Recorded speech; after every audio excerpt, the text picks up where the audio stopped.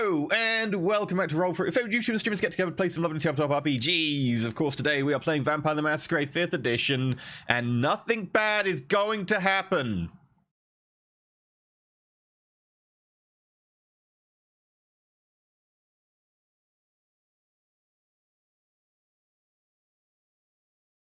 Otherwise, he'll take it out on us. So, you know, please, DoorDash. Quick. Oh, right. Yep. There was a Windows update. Let me fix that for you. I just saw, like, Mathis angrily throw his phone with no context. Everybody just play into it. They have no idea. Because the OnlyFans was too expensive. There we go. Hi. Right. Okay. Now it's working. Yeah. The Windows updates. They're the worst. Right. Okay. Anyway. Hi. Welcome to Roll For It. Today we're playing Vampire the Masquerade 5th edition, Silence of Shadows, where things is happening. People's are doing stuff. People are now here. So this might be an episode. So we're gonna do our intro. There'll be announcements. There's a whole load of stuff to announce, and we'll also, of course, do our absolutely lovely disclaimer about how things are dangerous. But also, we'll talk about how you can support the show. So pulling up announcement-y stuff. Right. Today's supporter is Hero Sheep. Tell Layla I said hello. Hero Sheep, thank you very much for supporting today's episode. I guess the full name is Hero Sheep, Tell Layla I said hello? It's a long name. Thank you very much. Hero Sheep, Tell Layla I said hello. Can you have full stops in names? I think this might be a bit long. Anyway, Hero Sheep, thank you very much for supporting today's episode. Made possible the majority of our cast costs for today. Thank you very much indeed. Patreon stuff. Camille and Saito character sheets, and the Last Ditch episode 2 character sheets, and the Ascension character sheet for Temper, our guest, are now all out. So if you want to go check those out, there's a lot of stuff on the Patreon and more coming out. Also, coming soon, monthly recap, NPC names post, and more. Including some last-ditch wallpapers from the introduction trailer I made, which I'm totally using. They look great. Also, one big and personal announcement. Congratulations to Maggie. She is now engaged. So please, everyone, you have my permission to go into the Discord and at her with lots of congratulations emotes. So congratulations, Maggie. Right. That's all the announcements. Cool. If you want to support the show, you can do so right at Patreon, patreon.com/roll4it. Different tiers, different rewards, all that kind of stuff. Slower. Oh, yeah, you need to think of things through? I am thinking really hard about this sandwich. Which sandwich? Oh, the one that's on the way. The one that DoorDash is bringing. The one that's being brought. This is the problem So with our code close. names. It's genuinely confusing. Oh, that's true. That's right. I didn't even think. I didn't see. That's how much I don't worry about things. Wow, You're like that's- sandwich, and you have Wow. PTSD, That's and I'm the like, only- Genuinely, I on was our like, are you mind. making decisions about what's gonna I happen? haven't No, eaten I'm a just sandwich hungry. in 2 years, Mathis. Yeah. I'm just hungry, dude. I just want to eat. No, you don't eat the sandwich. The sandwich eats you. That's how it works. Yeah, no sandwich. Yeah. It's fine. This is fine. Fan art of Sybil as a really angry Subway, please. Anyway, possibly eating Ava after this episode. Yeah, you can find loads of things, the different tiers. Everyone gets access to the Discord on there. If you want, on the Patreon, you can also get access to after shows, character sheets, NPC stuff like behind the scenes stuff, and of course, even if you go crazy high tier and up to like the legend tier, once monthly game GM'd by a member of the Roll For It cast, which I think this week is a last ditch one by Sheepy, and Bentham is maybe doing one if I recall correctly. Other things you can support on Twitch. You can subscribe on Twitch, which also gets you access to our Discord and the VODs before they go up on YouTube, because that takes 24 hours of processing. And also, you can do the thing on YouTube, which also gets you access to some emotes and access to our Discord as well. If you want to use bits or tips, they also work. They do go down into the invisible cup down below the dice log down there. Jameer Dixon, there we go. Thank you very much for demonstrating that. And you can do so down there. Is the sandwich still on the way? It's almost. It says he's approaching. So I don't know. Okay. We'll see. That's Right. Well, I very can obvious. get it then. We can always open up on Ollie and The Dakota if they need to. sandwiches. Dorime. Just give me my food. I ordered this 57 minutes ago. Oh dear. Dude, is that Just even a want my sandwich food. anymore? Also, you can support by just telling people about the show, spreading the word, telling friends, all that kind of stuff. Being able to retweet, post things on Reddit, you know, all that kind of jazz. Feel free to do that. So that's how you support the show. Okay, right. So we get into the episode and nobody dies. Everyone lives happily ever after. Right, we're good. Let's go before Maps comes back.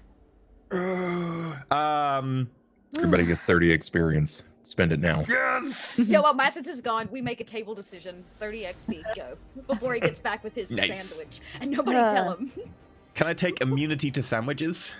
You get 30 experience, but you have to spend it on a discipline that is not of your own clan. Oh. Mm.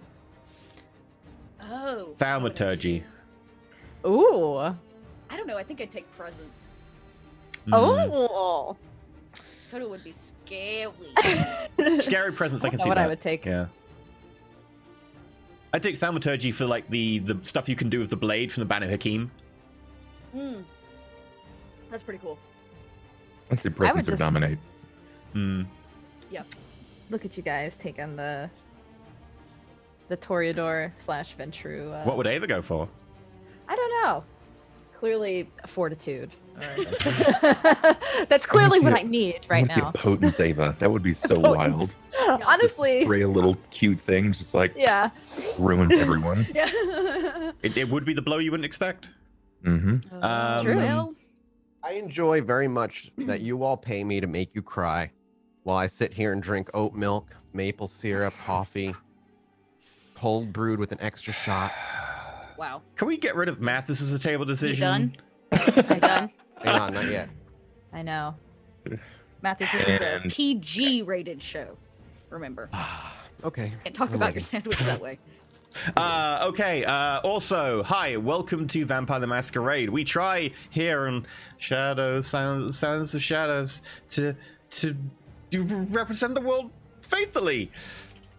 Which is, unfortunately, for World of Darkness, the pretty terrible and disturbing world. Because of that, there will be scenes that might be disturbing and characters doing disturbing things. Firstly, and a very important one today, since terrible decisions will be made by characters probably throughout.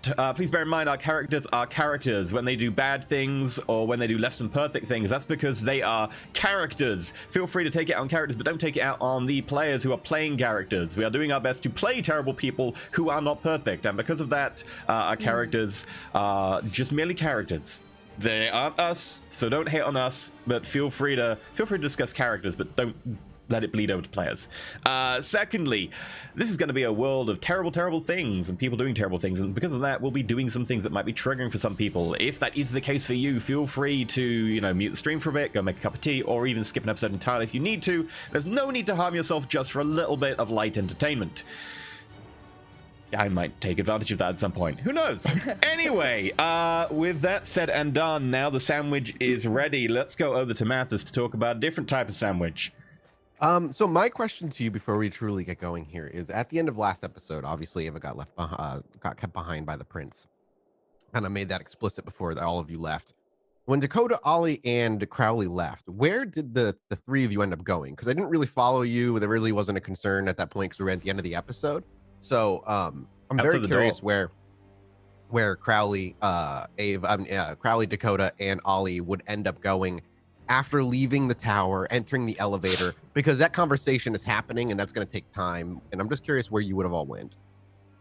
So we can even open up as you leave all three of you leave the front door of the Ivory Tower, hitting to the area where cars from valets get pulled up consistently, and Dakota sticking out like a sore thumb, obviously. But still, the three of you together, moving maybe to an alleyway nearby. Is there conversation? I'm curious. Or is it quiet and you guys all just kind of scatter? Would we not have been able to wait outside the door? Outside the door on the top floor, no, because the personal security would have ushered you away. Oh, we can wait downstairs. Yes, Yeah. You can wait downstairs in the lobby if that's something you prefer to do. The Anything you'd earliest like place to wait, probably. Yep, Yeah. the lobby would be the best place to wait. Would all three of you wait there, or would just Crowley? Yeah, I'm hoping just to see somebody. I'm gonna just chill in the lobby, lounge, feet on a table. Ollie, same as well then? Yeah, I'm probably more confused than anything. Ollie, as much as he is aware of how these things work, he has the mentality of like the streets. So this is Mhm. still like, what was the play here? Because he His sees journey. through it. Was it It's much is like- the play here to just flex? Because that's sort of what's on his mind. Is there? Does he open that? Does he openly say that? Because the lobby, much like we described last episode, it's late at night. It's literally closed except the kindred at this point, and there's very little people around except for the woman at the desk. Beyond that, there's nobody else around. I'm just, or if you all sit in silence, so that's fine too. I'm trying to set the scene and trying to figure out what we're looking at here. I think unless he's asked, Ollie's just gonna kind of sit there like with a bit of a confused face, probably like elbows on his knees, in his white tee and hoodie, and just wait it out. Dot, you look like you might have. We're thinking. You're thinking. I can see it. I can see. Stop it, Mathis. No, I'm gonna sit quietly. Okay. And I want to. I mean, if we're gonna sit here, I don't have to spend a lot of time at the Ivory Tower. No. I'm usually like in and out. So if I'm gonna chill in the lobby, I want to know who's coming and going. I want to see if there's any weird activity. And while we sit here and wait on Ava, I know she's in trouble, but I can't do anything about People that. watching, as it were. Then, and for the most part, while you stay in here for minutes and some time goes by. Like I said, the place stays relatively dead. Occasionally, you might hear some footsteps in a distant hallway, a couple doors open and shut. Every once in a while, somebody might come through a back door into the lobby. You always well dressed, always not paying attention to you. Maybe even just heading to an elevator or going to the front desk, having quick words and moving on. It's very quiet and very peaceful. You know too that the Ivory Tower, as much of an icon in the Kindred society as it is, it's also not where most people, where Elysiums are likely held, or a lot of big wigs come flying through, because beyond the fact that it's the prince's personal haven and their old holding grounds, it's too big of a marker. Everybody knows of the Ivory Tower, so having a lot of the Primogen coming through all at the same time usually doesn't happen. So maybe that's something Dakota expected or not, but it's a relatively peaceful time while you sit down here. And we'll even say an hour passes. Does anybody do anything after an hour? Where's the Elysium typically held? There's a few different places that Elysium is held. It thoroughly depends on the kind of mood she's trying to throw. Sometimes an art gallery, sometimes a museum, sometimes we a the ball, last a giant Elysium? ballroom. You've used a theater. She's used a theater before. We did see I the think it was a theater. theater, yeah. It was the theater we were at. Okay. Yep. Probably It's after different. It just- half an hour, because like After it was 30 meant to be minutes? a talk, and Yeah. after 30 minutes, that seems like Dakota. Crowley is new to this, though. This is true. Crowley hasn't really experienced Bella as a prince before, so him Yeah. getting a little concerned is not necessarily out of character for him. What does he do? Does he say anything?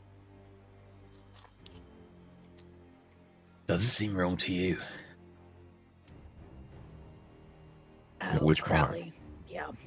Oh, having a chat 30 minutes. I like gesture waiting for Mhm. something very honest and unexpected to come out of your mouth in the Yep. lobby. And I'm like, okay, well, Bella likes to take her time. Right. I mean, you had a chat with her, and it was like 5 minutes. Yeah, what's the point of it? We kind of smelled through the bullshit already, right? Like Ollie's trying to keep it down. Knows his voice. Yeah, can oh, carry. yeah, no, and I'm not. Yeah, you look around, and while you might be concerned of security cameras that might be in the walls or something, there's nobody around that looks like they're listening. I'll push Sentient Scene if it matters. I mean, Sentient Scene will give you what? It'll show you people who are hidden, ghosts if And they're anything actively that's attempting hidden to or hide. anything like supernatural that is not obvious to the naked eye. Like it'll show wards, it'll show spells, You do it'll see show... wards. As Oh, you okay. place it on, there are wards. Probably. This so was- people can't. Yeah, you said that, please. Was it supposed to be some sort of a flex? I mean, we get it. She's the prince, right? So like, what's at play here? I mean, it sounded like standard, bad guy bullshit. Look, I can do something, doesn't matter, but... Ava's been there a while, and she was running hot today. Well, we can't save her. Sorry, Crowley, not this time. We gotta just wait it out. Yeah, but you think something's wrong as well, then?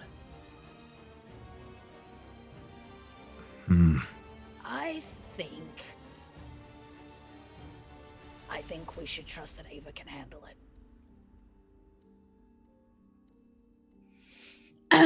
I say that because it wasn't just a flex.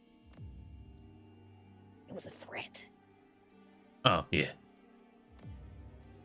Yeah, but we all recognize the threat, right? It was a way to remind us that we need to keep our fucking mouths shut. Yeah? Yeah. Cammy came around and got whiff of something and did not say, take a bite of this sandwich. And Right. therefore, Cammy became the sandwich. Meaning me. Eaten. I make like the eaten gesture. Warning heard loud and clear. Not really a surprise, though. We've been kind of treading. At least I feel like I've been treading lightly. I don't want to leave a lot of steps behind on this one. I'm with you. I mean, I'll be honest, Ollie. I think we drew a little bit of attention, and it swelled to something brand new when I'm sure Kimmy and Saito came poking out. Mm-hmm.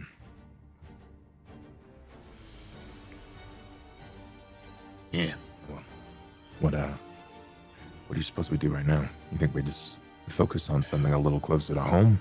That's a big play, like we go after the Baron? I smile very big and very happy. We need to do what we said we were going to do. I need to do what I said I was going to do. Yeah, well, we were going to do that a while ago, but you two weren't in a state. Now you are. As soon as we get Ava back, we can go for it. I mean, and find the Baron, because I don't know where the fuck he is. Now, wait a minute. Wait.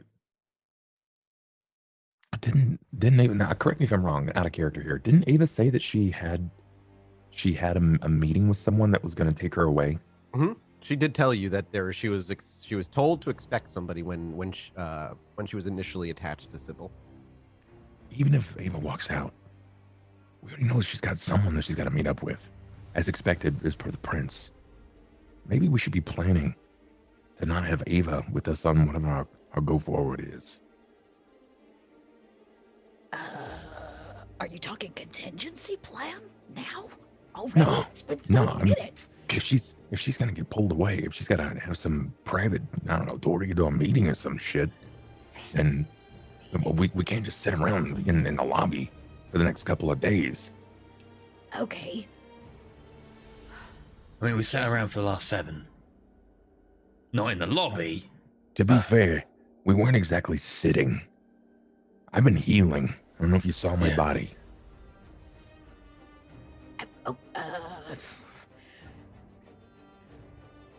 I say we continue to let the Baron think we're weak.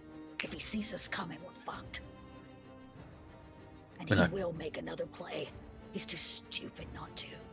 All right. I can take a look around at some point.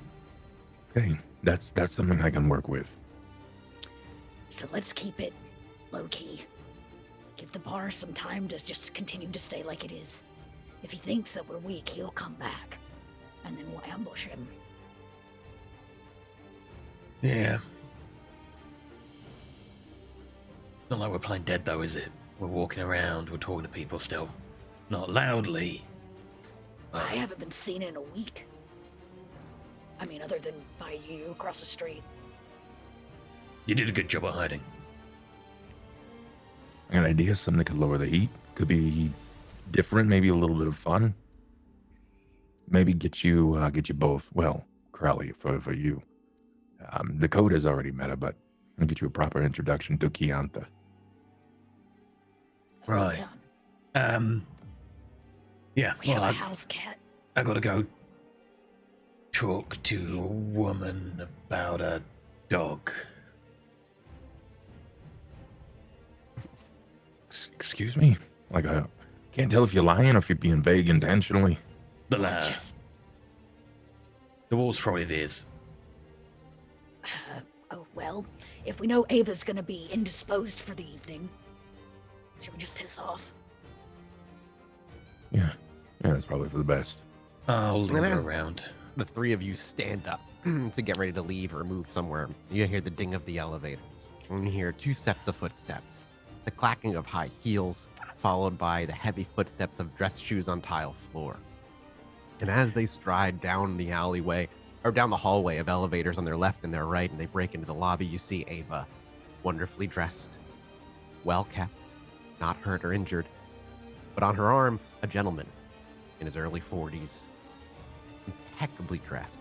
If Ava wears, name brand clothes, this man is wearing things that are specifically designed and tailored for him. He has a scruffy brown beard and brown hair that's slicked back, and he has bags that sit under his eyes, otherwise relatively clean. His jaw hangs just slightly open, his lips not quite touching or closing completely. And his eyes never look to the three of you, always dead, straight ahead, walking toward the exit of this building. Ava, however, you're not locked in any way to look. But he pays them no heed, ignores them utterly, and continues to walk with you on his arm. Like I said, trust Ava, right? Look at her, she's fine. I smile and wave.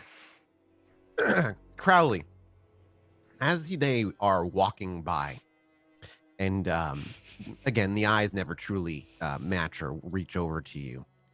As he comes within a closer distance, you don't get a horrible sinking feeling or a wave of something that just hits you like out of nowhere. But there is just the slight prickle on the back of your neck. Something is off. You just can feel it as he walks by. I mean, I'm using Sense the Unseen a lot, so I'll use it at him. Okay. Resolve composure, please. Roll. Okay. You're looking to beat 5. Okay. How many dice do I have for this? Not many. I don't know. Do you even have enough? I have 6 dice. Okay. Well, you could. I mean, it's feasible. It's Let's doable. rouse the blood. All right. Let's see. Okay, no Hunger success.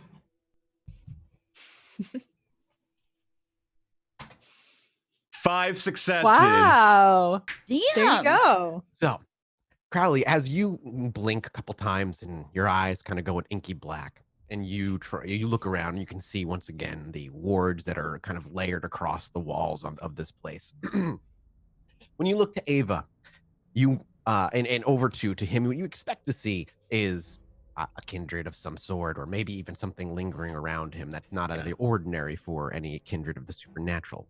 But instead, what you see is an absolute absence of anybody there, a complete void of an existence. But they're still there. They block Ava. Ava's on the other side. You can't see past it, and yet there's this non-existence. Just like that they're a walks with hole in him. my vision. But it's only a couple blinks before you can't focus on it long. It's too much. Your eyes are drawn to it, and before long, you see him again. Yeah, I'm gonna take a walk.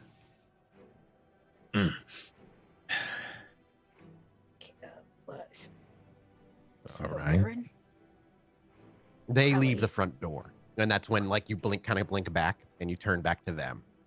A Hi, car Ava. pulls up, and you watch Ava get into a car with him, and the car drives off. I put out just a very Yep. light hand on Crowley's shoulder. Hey Crowley. I lean down and whisper, "There's something really wrong with him.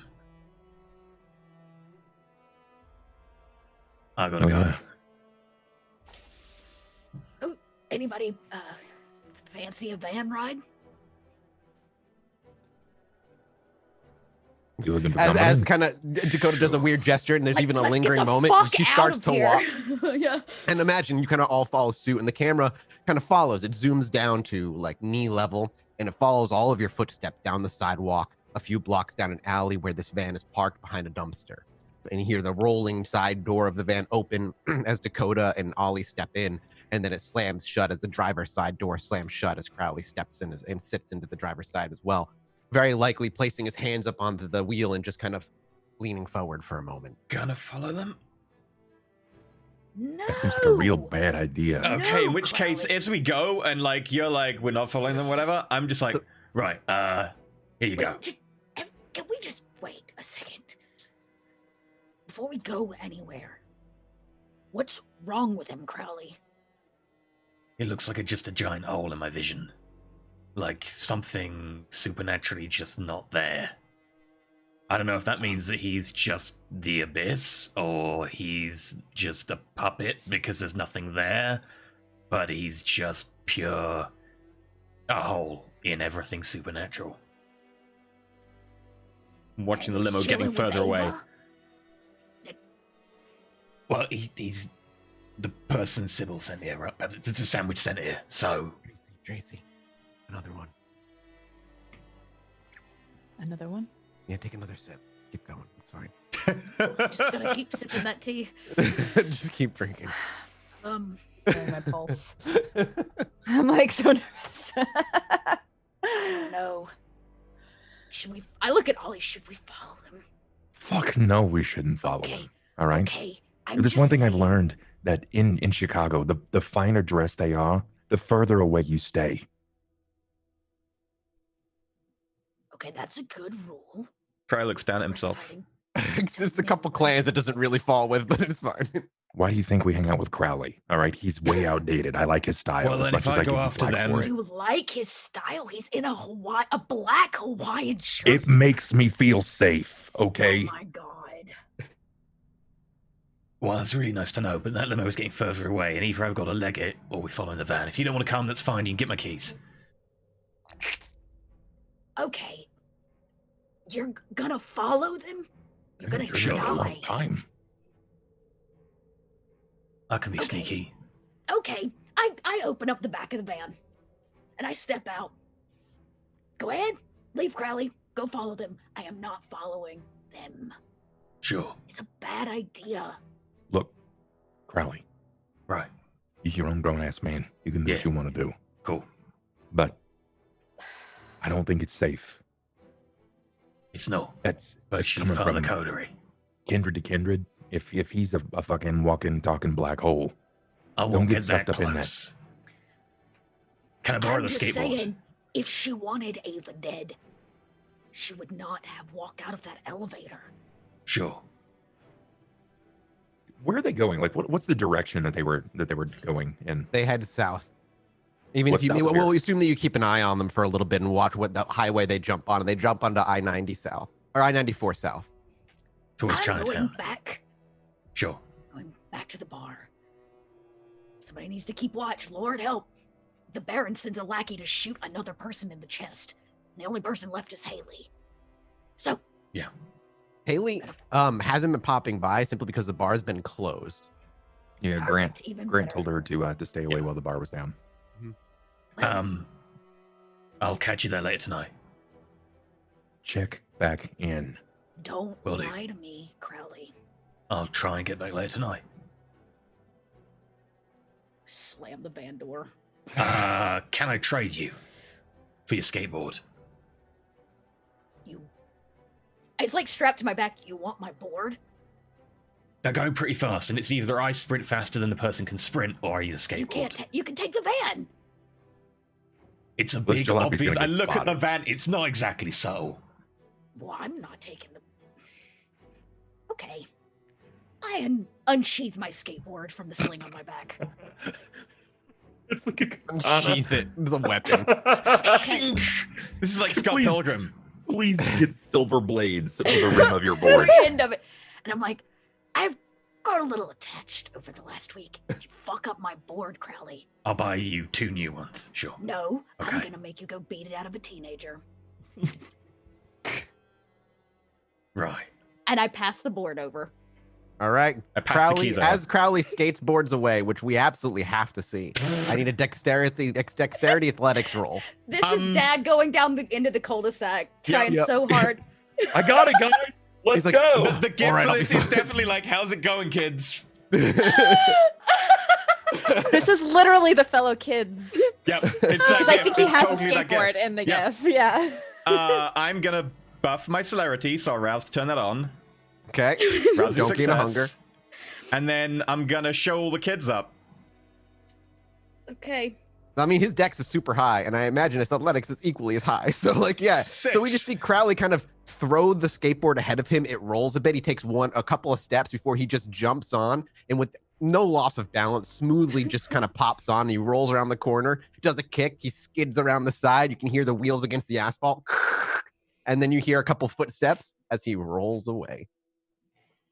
You actually hear at one point you hear the plastic jump of the wooden jump of an ollie somewhere in the distance. Do a kickflip. I don't know what that is. My board, you asshole!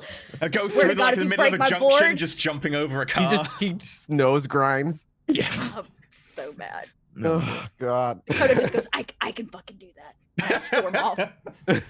I can do that. I'm going The back to camera the does bar. linger, obviously, with Dakota and Ollie for a few moments. I don't know if there's any more you would like to say to one another before we move on to the scene where Crowley's following. Was there any more that the two of you would like to say, or are you good? I mean, I'm not gonna leave this jalopy here. I'm gonna move it at the very least. Dakota can drive it. She can. She has Anybody drive. can, technically. Dakota goes, God damn, do we have to take the van?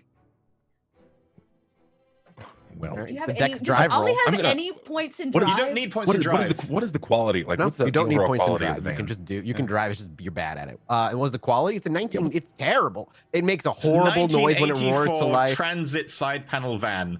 Very Yeah. common for bank robberies of the era because they were just very good Absolutely. at carrying heavy weights. Then I'm gonna look. Is there anything of value in the back? Is there anything that might make this? You go place through look the van? Suspect. The gold. Yeah, I want to see if there's anything that makes it look Underneath. So you start going through the van. Just give me. You're taking your time. Give me a wits Well, investigation. I'm not like fucking like Well, stealthing, it's not- like sleuthing my way actually, through you don't it. even need to because it's not super well hidden. If you're just looking around, you will eventually like a loose piece of rug. You kind of just looking around. You just see the gold bar, and then as you pull it back, you just see gold bars inlaid under the van. And now you realize why it sinks so low on every bump. He's gonna need new shocks. Like Yeah. it's laid in, and it's not completely laid in from top to back. Like there's a few areas where there's some space, maybe some missing bars or something, but this van is weighed the fuck down by gold bars. And as you pick a gold bar up, you see a G, a very well emblazoned G on each one of these bars. Go There's ahead and no give me way we're leaving this fucking van here. an intelligence politics roll. Both Oh, of you. there's also a There's no way. Nazi Nah, there's- like eagle as well. And you Oh yeah, said some of it's intelligent Nazi gold. politics? Absolutely. Nope, not even gonna try. That's laughable. Occult would work as Would- well. Would I, from Laughable. my You still roll. iconography, know? The I would say your symbols, the clan iconography symbols? would give you a bonus here. Yes, absolutely. Okay. Hot damn, I got a success. You got a success. Dakota You've got not. two. You don't. Let's see what Dakota rolls first. I rolled a two. A two. Oh, that's funny. Ollie, you're like, wait a minute. He talked about Giovanni, maybe, and then as Dakota, like you say Giovanni, and Dakota looks at the symbol, you're like, no, yeah, nope, that rings a bell, Dakota. That's definitely the Giovanni clan symbol. Why the fuck does he have Giovanni gold bars? And then a couple of lined them in his through creeper history, van? you recognize. Well, is there academics, intelligence, academics rolls, both of you? This is a way easier roll, way easier difficulty. So we're just Sure. looking for a 1. Well, one. That's it. Got a Wow. 4! Not only, Dakota. Dakota you've been studied reading World a War lot II of. recently. Yeah, you've been reading a lot of books, and one of them is World War II recently. Yeah, no, you see the emblazoned Iron Eagle, like the Nazi eagle on some of these bars as well. Some of the Nazi eagle are under. It's not every bar, but they're on some of them, and they're under the G. Ollie, who wants to bet that, that's definitely for sure fucking Nazi gold? Is that not? That's a Nazi symbol. Yo, there's no way we can leave this van here. You want it? Look, Crowley's hoard of Nazi gold is not my problem. No, that's part of the problem. It unfortunately is.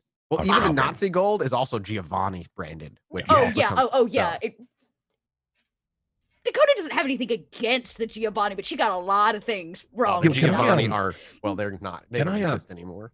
Can I find a or with my contacts? Can I find a method to properly like launder this to get this moved? So you have what's your criminal context 3? 3. I would have you roll a I would definitely have you roll a with 3 criminal contacts. Yeah, Yes, I'd say that's- you would. I'm just trying to figure out what the role I would want is here. Charisma, maybe. Let me check the rules on. I would say yes. You are confident. It would take you some time, but you Okay. are confident through enough wheeling and dealing over the course of weeks. You need a specialist for something like this. This is not just like a bar of gold. If you're looking for somebody who's to like Sure. that history and all that stuff. Yeah, no, I will definitely take my time. Like if I can influence whatever sort of like street politics and streetwise that I can utilize here, I will do anything in my power to make sure that I can find the best potential for this. I glanced over for a second and I saw chat for a moment and they reminded me of something. Dakota, with 4 successes as well. I mean, you recently you've been reading some historical stuff, a lot of war stuff. You also know, like, there's rumors that the Nazis were heavily into the occult research. Oh, Mm. fuck. They were very into it. You know, there's This is games not about only- like this is- Nazi this is- zombies. Dark occult Nazi kindred World War II bullshit. Okay? Hide that, put the panel back, and let's take his van to a back alleyway and I'm already on it. Do you take a bar? Do I you take a bar? Yeah. Do you take a bar Yeah, at all? I probably will. I don't know. There's bad juju with it, right? Like I just got bad vibes. I mean, you just Nazis- looked at the bar and you were able to identify the symbols. Nazis is not good juju. No, yeah, Giovanni's it's are like- also, from what Crowley has told you, Crowley was directly involved with the murder of one of their potential sandwiches or burrito. I mean, He's not sure what it was. I'll probably drive it into one of the buildings that I now have acquired. And Yeah, I sure, will- certainly. One that's being I'll- renovated, kind of gutted. It's like it's not a big warehouse. You call it like a little garage area that you can Yeah. pull the van into. I'll blockade it off. I'll put like a bunch of lumber, anything that's going to take time for anyone to get through. I want to Yeah, hide we see this Ollie kind of just taking real well. construction pieces, maybe even knocking some things over to make it look like a little bit of a vandal job. Either way, to make it annoying to get inside. All the while, Dakota's probably helping, I'm imagining, Oh yeah. for sure.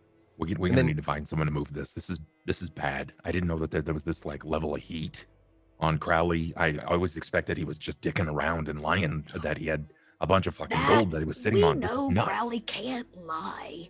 Well, he exaggerates at the very least. Look at his outfit. He fucking exaggerates. He's a character.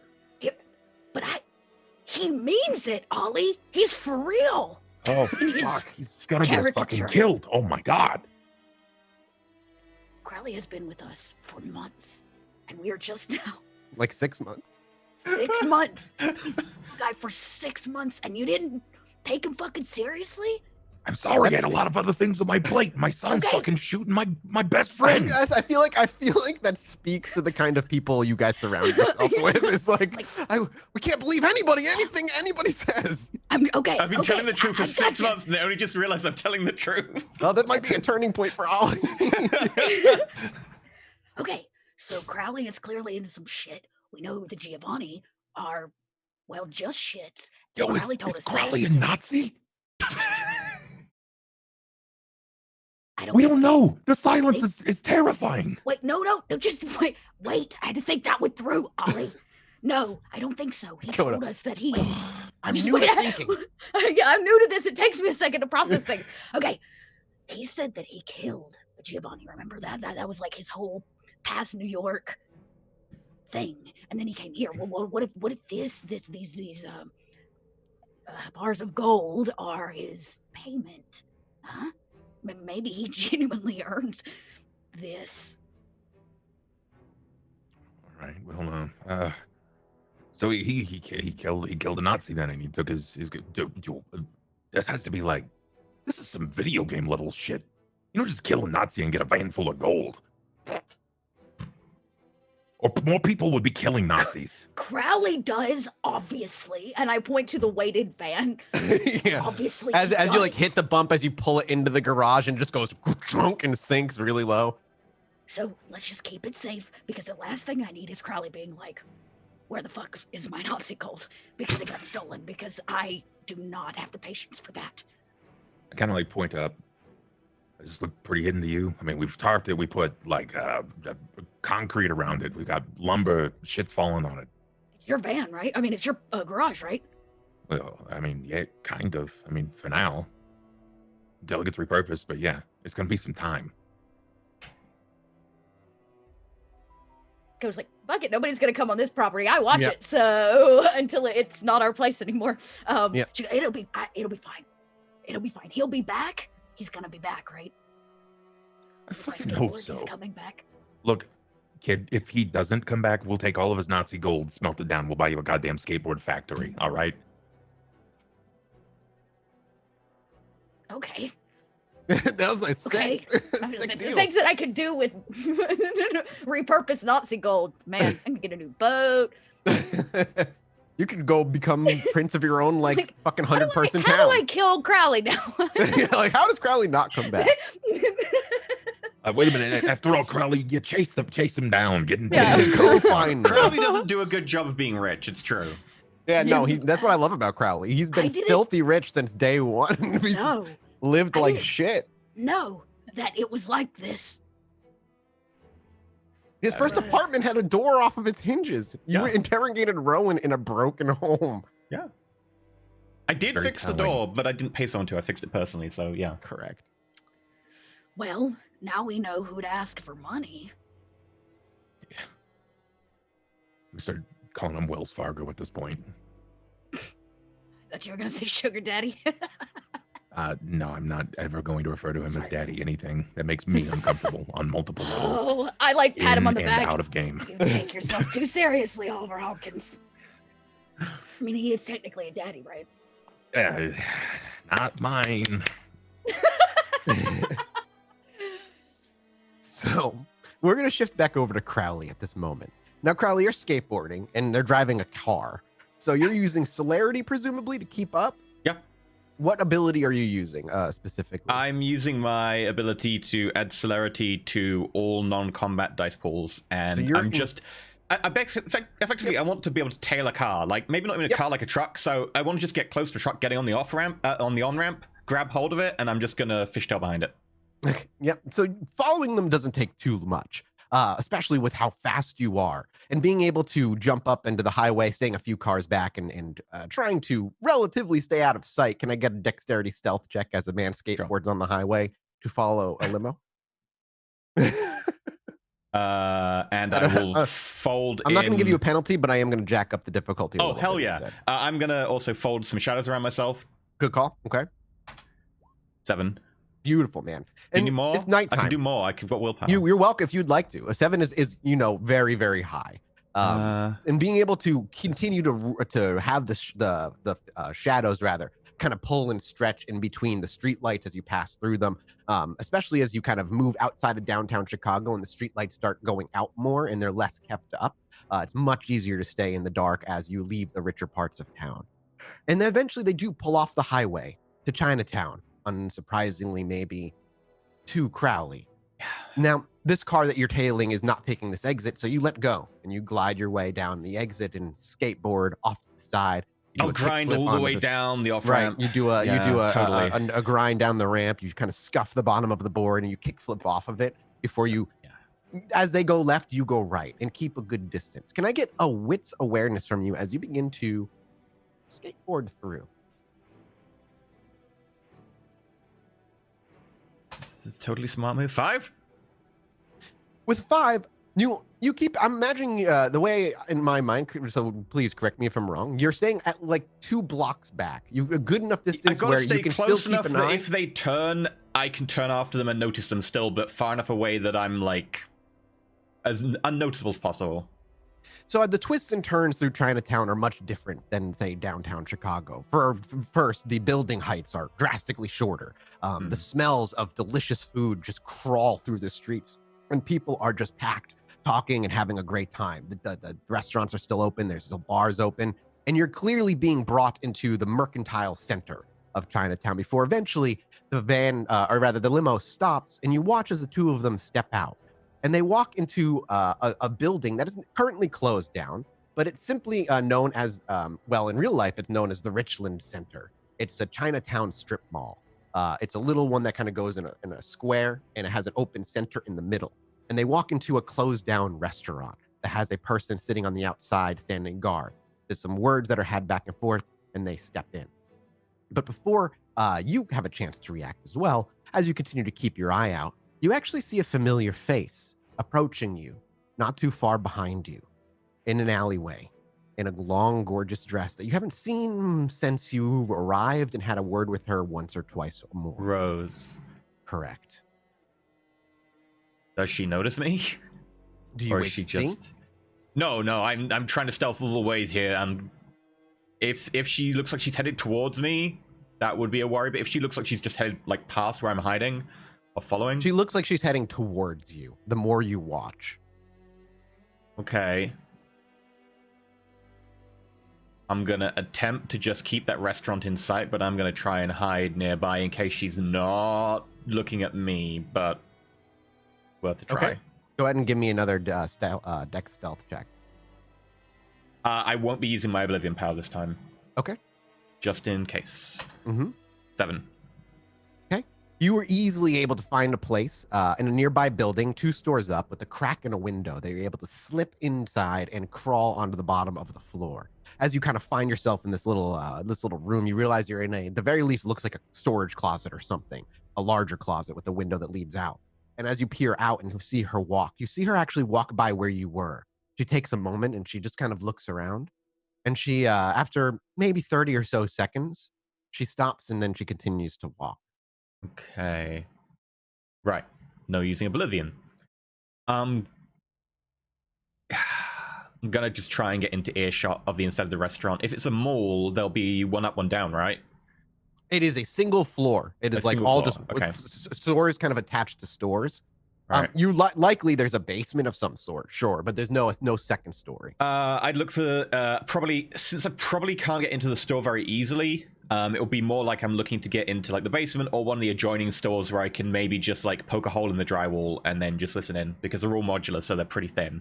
Yeah. So you're going to be trying to crack into this place. We'll cut to you in a moment. We're going to cut over to Ava now. Ava, as you drive into this limo, it's kept entirely silent, with the exception of one single noise, unless you decide, of course, to start conversation. Beyond the rhythmic humming of the engine as it drives and the slow bumps of the road, and you see the streetlights kind of zooming by on the highway, there's a very quiet wheeze that comes from him. He sits with the middle seat open, and he just stares ahead at the back of the driver's seat, his lips slightly ajar, and he just...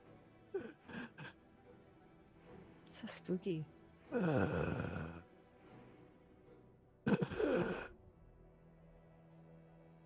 a lozenge. Ava can read a room. So if there's not looking like he's willing to make much conversation, she'll keep to herself during the drive. In the road, the drive is dead silent the whole way. You are brought into Chinatown, and you can feel the pull, the one that you couldn't feel before. It's heavy. It exhausts you. But you do not need to make a roll at the moment. Not right now. And you're not entirely sure why, because you can feel it. Unlike before where it just didn't exist, you can still feel it. But there is no need for you to resist. Eventually, the car comes to a stop. A small Richmond mall lays before you. In your mortal days, you remember when this was actually being built as a kid, still built up in the early 90s. But now, it's seen a lot more time pass. Rust on the corners of some of the metallic signs, weathered footsteps, dirtied windows, and shops that have closed and been renovated into new different shops that definitely weren't meant to be there in the first place. And a restaurant sits before you. A guard is brought over, and you can't hear what this man, Marcus Vitel, whispers into his ear before there's a quick nod and the door opens and you're whisked inside. Back into the kitchen, where the basement is opened, and you're brought downstairs. A cold concrete basement for storage and nothing more, and yet nothing lies down here. He drags his feet, walks very, very slowly to the corner of an area, before he wheezes and leans his head against a wall and presses both the palms of his hands against. And he sits for just a moment before you see him push. And dust begins to fall around some cracks as the concrete slab is pushed inward very slowly. And he pulls his bony fingers around the corner and slowly pulls it to the side. It grinds with the ground before he looks back to you after he's done very slowly. A wheeze escapes his lips, and he walks. I think I know where we are. I'm going to follow if he allows me to. As you follow and go in past the doorway and turn back, you watch as the door slowly shuts behind you. The light slowly being snuffed out before you are in utter, complete darkness. The wheeze becomes a deep breath instead. And you can hear slow footsteps on the dirt as he plods downward.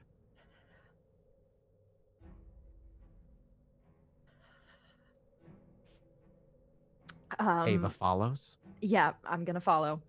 You can feel your dress dragging behind you, snagging on pieces of dirt and little clumps of rock. But you follow the footsteps more than anything. Your eyes adjust slightly, but there is no light down here, no matter how hard you peer. Unless you use some abilities, you can't see much.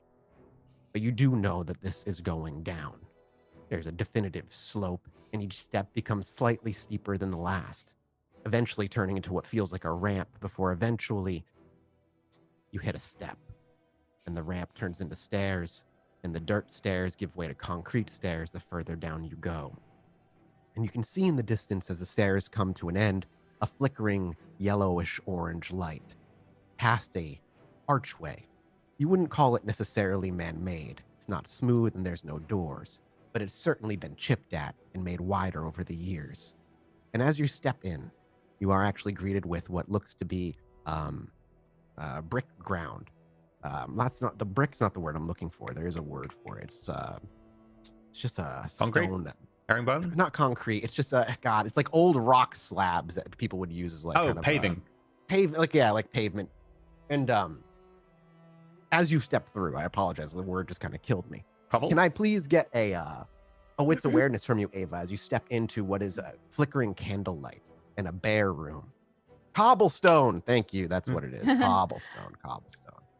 3 successes. You see nothing that stands out of the ordinary. In fact, when you turn around, the archway that maybe you expected to disappear behind you is actually still there. You can see him standing in the candlelight, looking to a door that leads outward. This all looks very familiar now, Ava. The earth is giving way to old buildings and to old streets. Light being only candle or nothing at all. You're being brought deeper and deeper beneath Chicago. You know what this gives way to. Yep. I know where I'm going. What does Ava do at this point? Does she continue to follow? Ava will pause for a moment.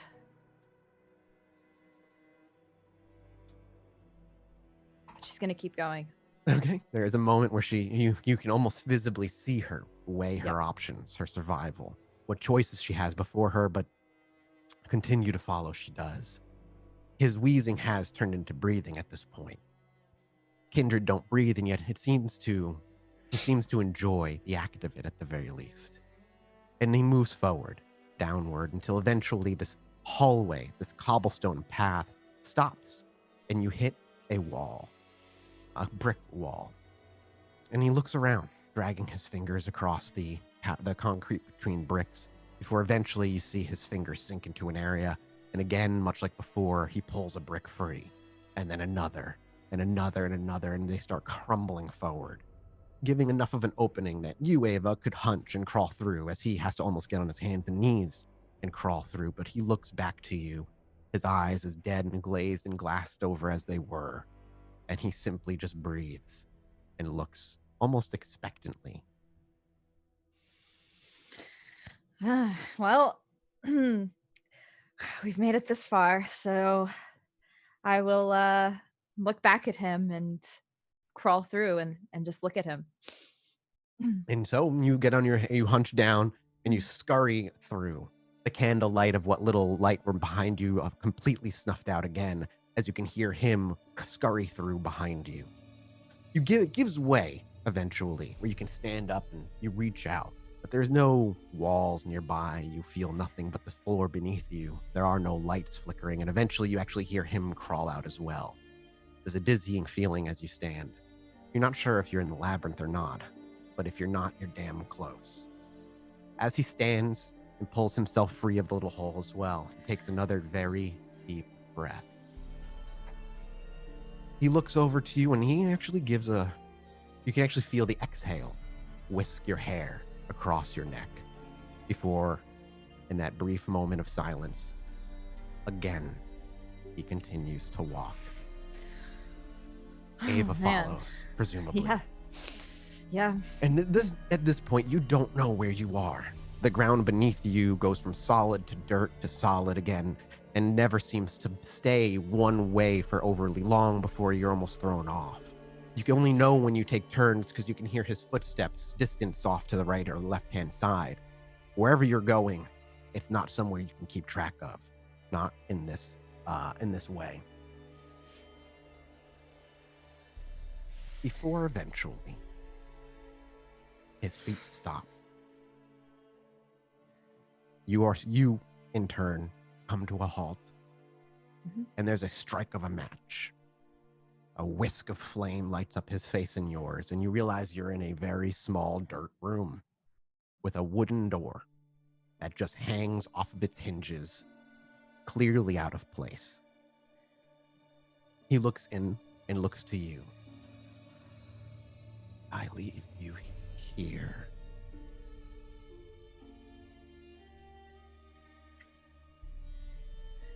I'll nod. You're going in and No. I wait here. You will enter.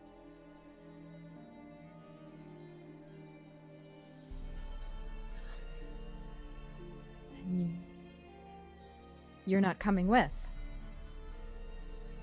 No.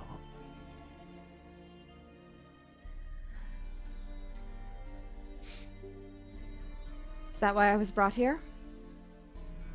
Yes.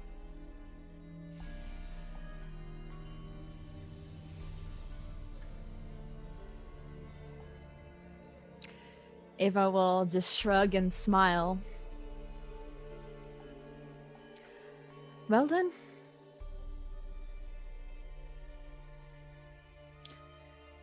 It's good to see you, Mr. Vitel. I'll head in. And Ava is walked in. The door shuts behind you, and the dirt gives way to another solid ground, but this time, certainly brick, not cobblestone. The hall is long, almost endless feeling. An hour passes, a second hour passes, an untold amount of time passes before it gives way. And you are met with a small, round room of pure, smooth concrete. In the center, chains, chained to nobody, held to the ground. Yep. The door slams behind you as you walk through, and a voice fills the room. Or perhaps it merely fills your head. You are unsure, as there is no more light in this room when the door closes. I gave you a history lesson long ago, Ava. And we spoke of it just recently, did we not? We did. We did indeed. Tell me the lesson that you learned.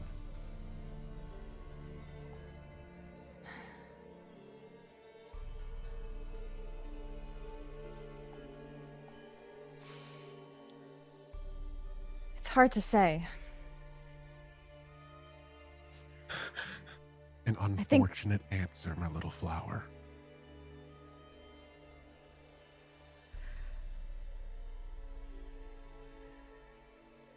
I learned a great deal. I learned always to do what I was told, but I didn't always do what I was told, did I? And you still don't.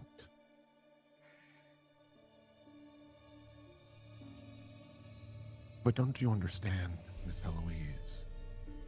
That is what's so admirable about you.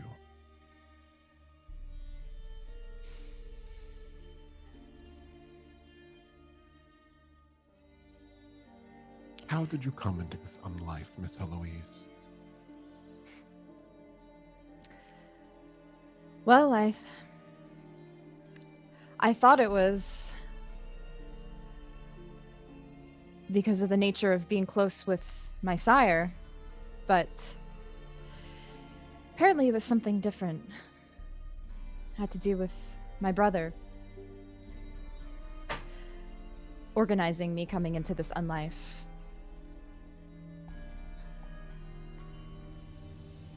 Your choice stripped away from you,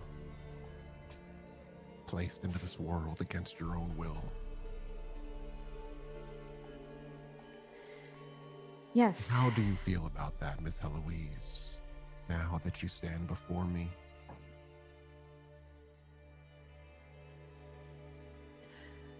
Well,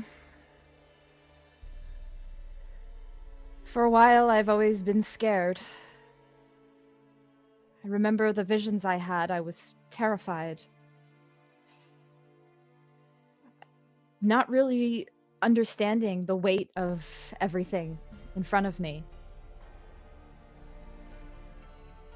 I've always been so afraid, which is why I leaned on others and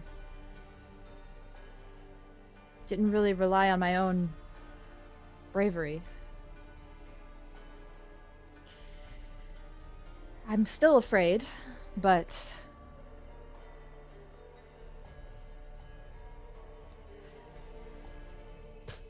not as much as I Do you wish used you to. had the choice? Do I wish I had the choice? If you could do it all again and stop your brother from taking your fate into his hands, would you?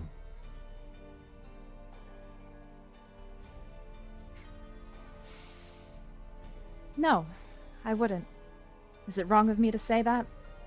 I don't know. Sure, there's some people who wish they could change it, but I became something that I never could have been. So no, I wouldn't take it back. You and I are the same in a lot of ways, child. I wasn't given a choice either. And so, in this rare moment, that I apologize to you for not giving you a choice initially, for tying you to me.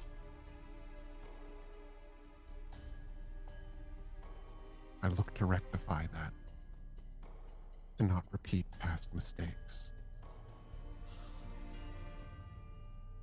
to be better than I was, to be better than he was. And so, I offer you the choice. And the door swings open. Light pours into the room, and you hear a dragging motion as someone is dragged in. As you turn around, you see somebody with a jaw ripped off and a tongue torn out, tears of blood down their eyes, and their clothes ripped to shreds. Camille Delanoir is tossed at your feet, stumbles down, can barely hold herself up as she kind of tries, but she cannot. The person who brought them in, a faceless figure, leaves. The door shuts behind them. Much like Otai, you will have the choice.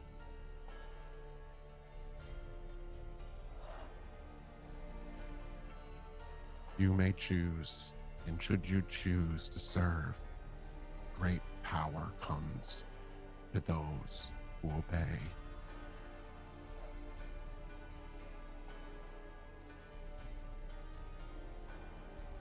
Do you need 5 minutes to think about it? This is a big decision. I would appreciate a little time. Yes. Maybe get another glass of wine. Yeah, let's take a $5.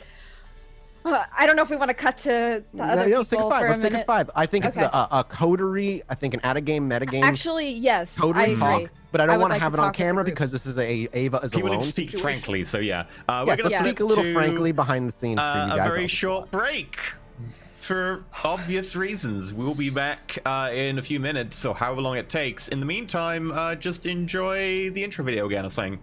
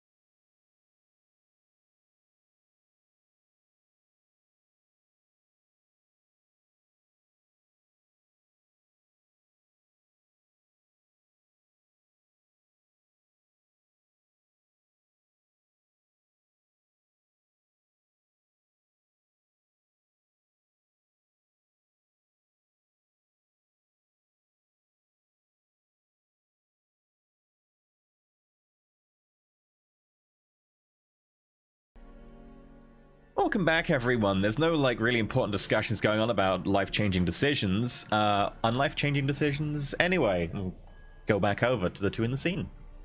So, as this body is tossed before her, and a familiar face with a torn off jaw and blood pouring from where her tongue once was, and tears of blood mixing with running mascara, looking up to you, almost pitiably.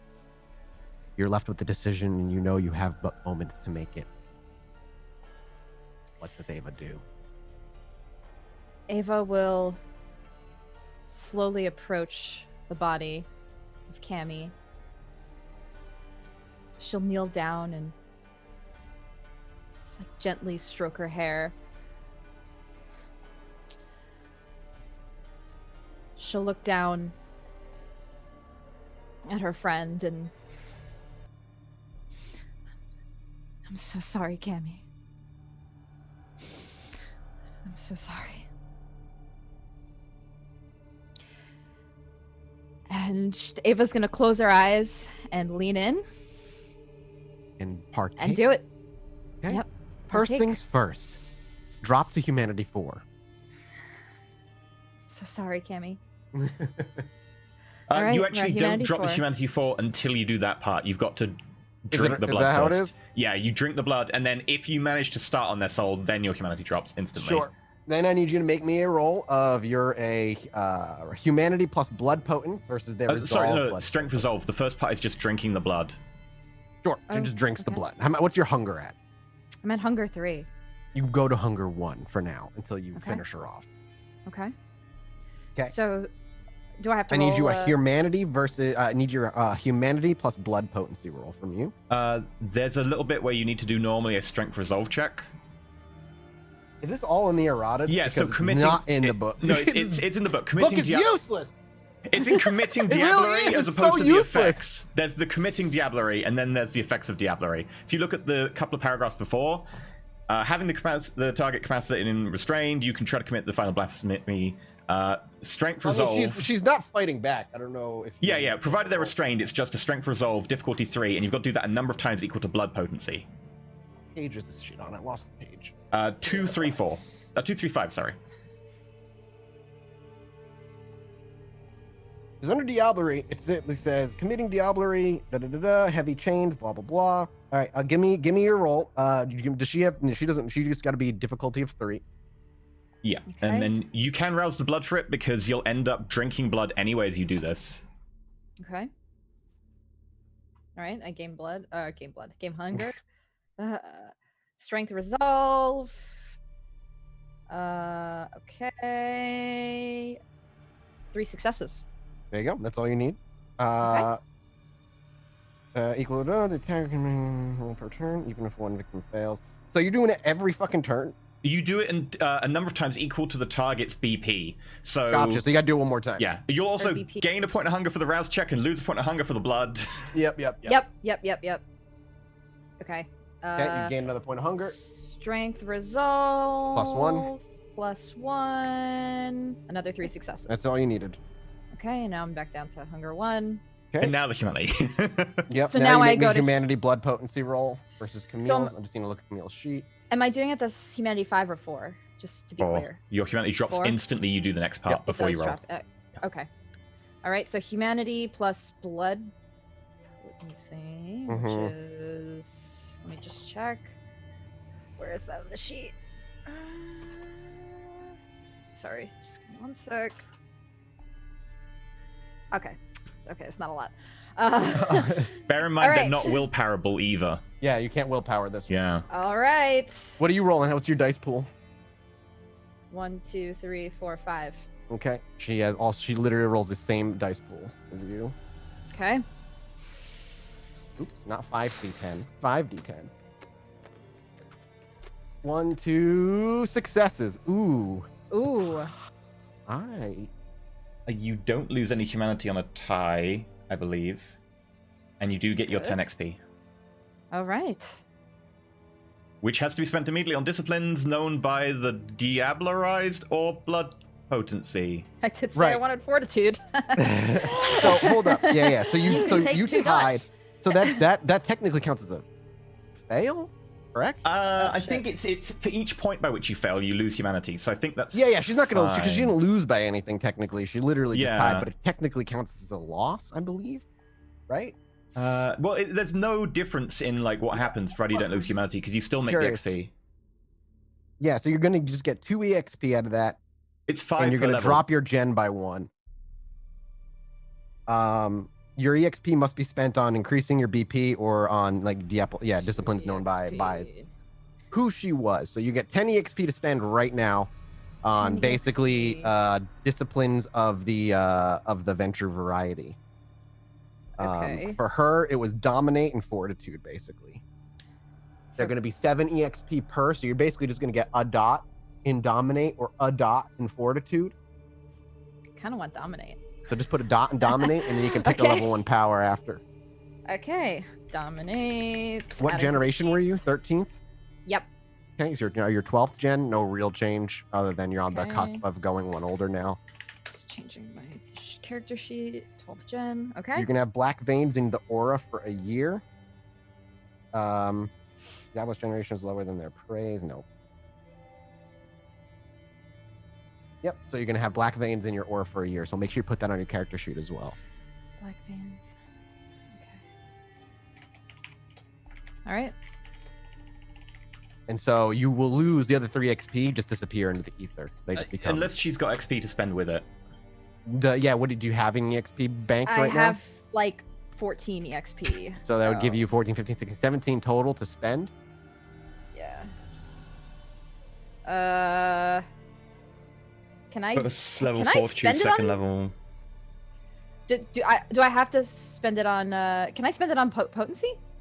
Potence isn't in the Camille didn't know potence as far as I'm aware. It has to be Oh, blood okay. potency. Blood potency. Blood Yeah. potency. Yeah, blood you can, But that potency. costs 20 XP to go from level 1 to level 2. Yeah, and you have 17 total, right? Not Okay. enough. Shit. Unless you didn't want to pick up Dominate 1 and you wanted Yeah. to bump Can your I BP. can I do that then? Yeah, I'm gonna you're do welcome that. to just not take Dominate. Ooh. That would give you another 7 total. You're at 17. So what do you have? 25? 24? 24. 4? So you have 24. You're going to knock 20 I'm out. down It'll to leave you with 4. 4 sitting in the bank, and your BP goes up to 2. Okay. I think So that's with better. Blood Potency 2, it's not a huge change, but you're much closer to a bigger change. Remember, Blood Potency always goes up automatically for all kindred after 100 years, 50 or 100 years. I can't remember off the top of my head. Let me tell Yeah. you what BP does for you right off the bat. Not Blood of Potency. That's different. You'd think you'd come up with a better name. 215 is the page I'm looking for. Okay. So I have Blood Potency Delete this. 2. Here it is. BP2. Your Blood Surge stays the same. Right now, you can actually heal 2 points of superficial damage around on a rouse check instead of 1. You may now add a discipline power bonus of 1 die to your discipline powers. You can no, that doesn't change. Yeah, it doesn't change. Animal and bagged blood only slake half hunger now. They do not slake a full point. Okay. So you need double the amount. And that's it. That's all that changes for BP2. BP3 is where things start to shift a little heavier. Okay. The discipline power buff bonus is nice though. Oh yeah, that's That really is nice. Okay. You being at Humanity 4, also keep in mind you're now going to take a -2 penalty on all social rolls, and you're also no longer able to keep food down even if you blush of life. Okay. So food cannot stay down. Whew. Okay. All right. As you drink from Cammie's veins over the course of seconds and minutes, and that thick vitae is drawn from her veins, and you can actually, feel her grasping very lightly at your back. These are her fingertips and nails ever so gently trying to claw. You're not sure if they're trying to grasp you or they're trying to stop you, but eventually they kind of limp to the side, and you draw that last point of blood, and an energy just ripples through you. Goosebumps would be a way to explain it to a mortal, but it's so much more intense than that. And you feel as Cammie in your hands very quickly begins to turn to dust and bone, collapsing into a pile of bone beneath you before that too just melts away into dust, and her clothes sit on top. And you sit back on your knees, breathing with blood trickling down your lips, a generation lower, and a blood potency higher, and a much more energy rippling through you. the camera will cut from you back up to the surface, where we see Crowley making his way over to the mall, where he's looking desperately for a way in to find her. And Crowley, there's a bunch of different places. Breaking in, listening is easy, but most of them seem empty, not manned at this point in the night. Before eventually you hear again, not hear, I need a wits and awareness from you again. Sure. How long's it been currently? We'll say you've been looking for 20 minutes, probably. I'd say Crowley would give it 20 maybe before he starts getting frustrated. Yeah. 6 critical. You see her before she sees you by a long shot. Rose, once again, is making a way, another pass, coming out of an alley, crossing the street, and wandering off on her own, back towards where you came from. Okay, I'm going to try and avoid her again. Okay. Well, she doesn't seem to notice you. I'm not going to have you make a stealth dex check because you see her well before she sees you, and you're able to move out of the way and just watch her quietly. Okay. Can I try and get, like, any closer to that restaurant? You can, but there's active a personal security that's out front. Yeah, I'll try and slip into one of the buildings next to it. Ideally, it's dark, so.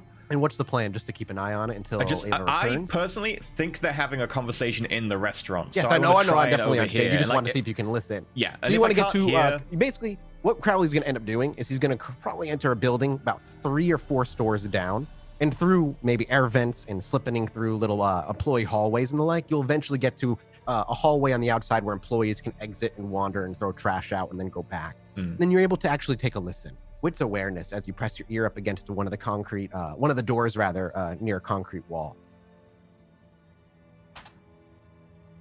5 and the beast if relevant. No, not unfortunately nothing for the beast to go angry at in this hall as it's relatively empty and all the employees are gone for the night. But you listen and you listen and you listen and you listen and you listen. Can I like find a bit of drywall and try and like poke a hole to like have a look? Yeah, give me a wits investigation as you're specifically looking for some drywall.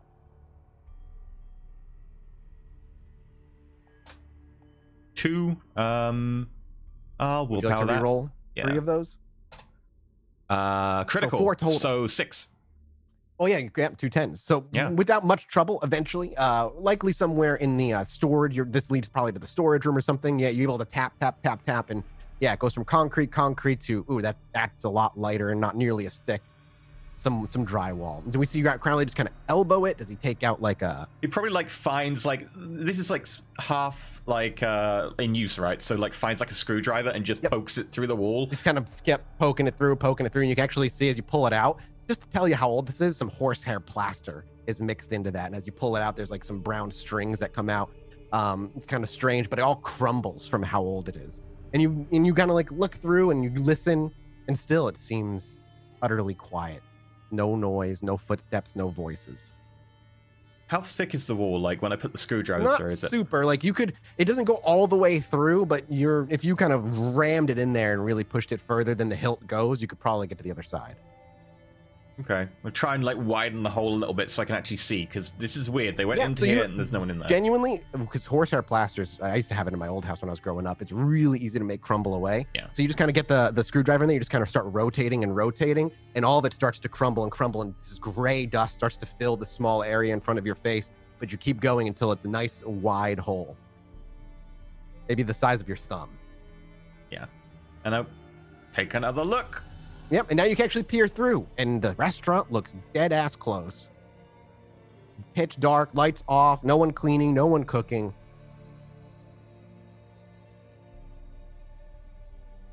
Right, that's weird. How thick is it, and how much noise did it make when I did the It was cutting? definitely not quiet, but you knew there was nobody else around because you had done a wits awareness prior, and if you wanted to make it wider and get through, that would be noticeable. Okay, make noticeable noise. Oh right. yeah, because you're gonna start. It's gonna. Yeah. And at some point, it might end up collapsing. I'm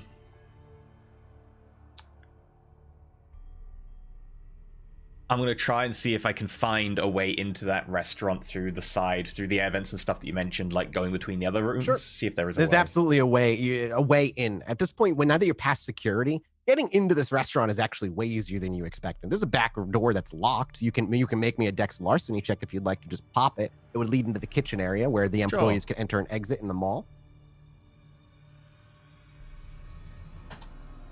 7 critical. very simple lock, and you're able to pop it, and the door jiggles down. You can actually push it down, and push the door in, and it leads into the prep area of this kitchen.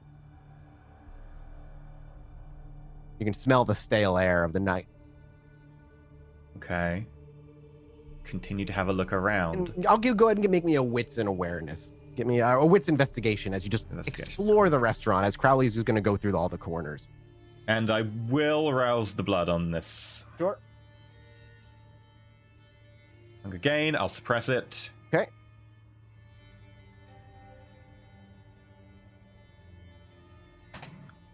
Four. And you'd be able to reroll one of those. Yeah, I'll stick with the 4. Okay. With 4, you go through the whole restaurant. The basement, empty little, not empty, but it's got little, like a little storage area and a cool concrete area. The dining room, you check out areas. It's got security cameras in a couple places. They're older, certainly from maybe the early 2000s. Definitely replaced at some point. I just take some of the dust off myself and just smear it over them. Yeah, easily. Yeah, I imagine Crowley would have seen it before and just kind of made sure everything was clean before he would have been seen by the cameras. Don't worry, I'm not going to have you accidentally spotted. But it seems empty. Genuinely seems empty. Before, eventually I imagine that would put Crowley at the 40-minute mark, maybe even 50-minute mark at this point. Yeah, going slow. Yeah.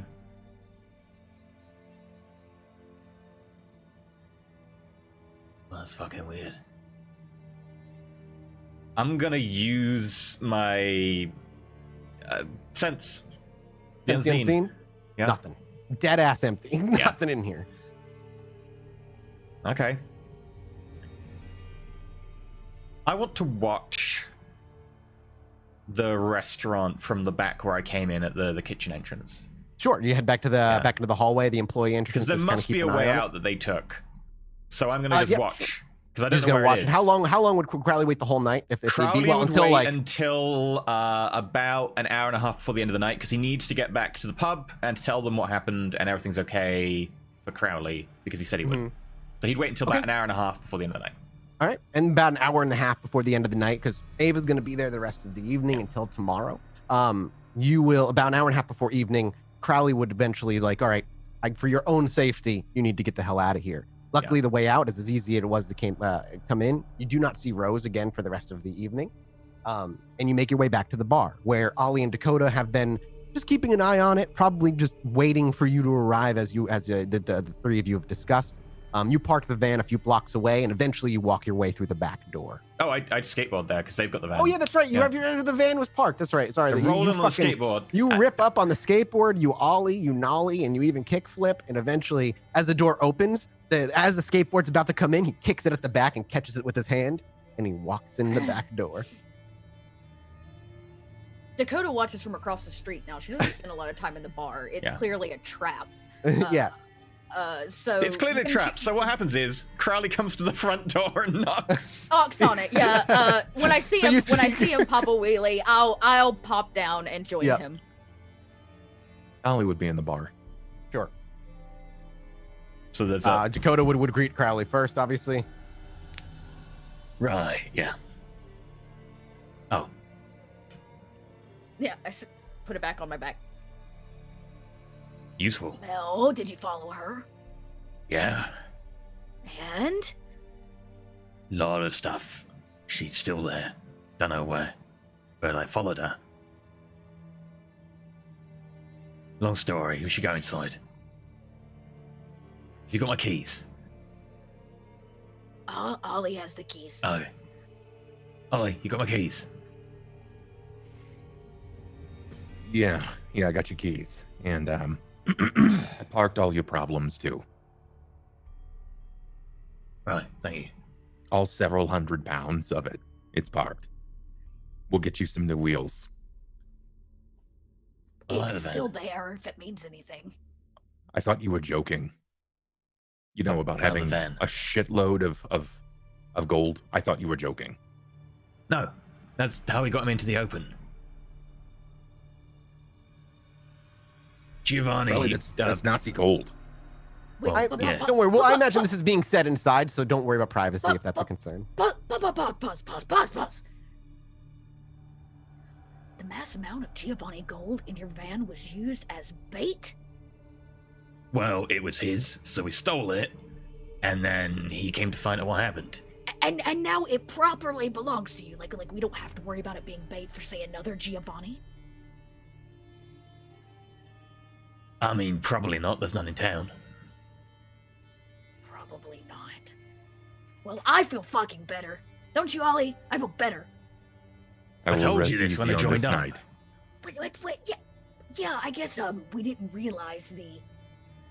Severity? Crowley, Amount? it's like, you know, I it's just said there was numbers 7 on a million. page until there's fucking gold bars lining your van. Oh, alright, well, that's about half of it. Half. Excuse me? Do you hear Excuse that, Ollie? me? It's half of it. Yeah. Okay. Well, I moved half it out. The shocks were not doing too well. Did you bury it somewhere in the desert? No, in a graveyard. Oh my god. Are you actually a fucking goonie all grown up? What are you?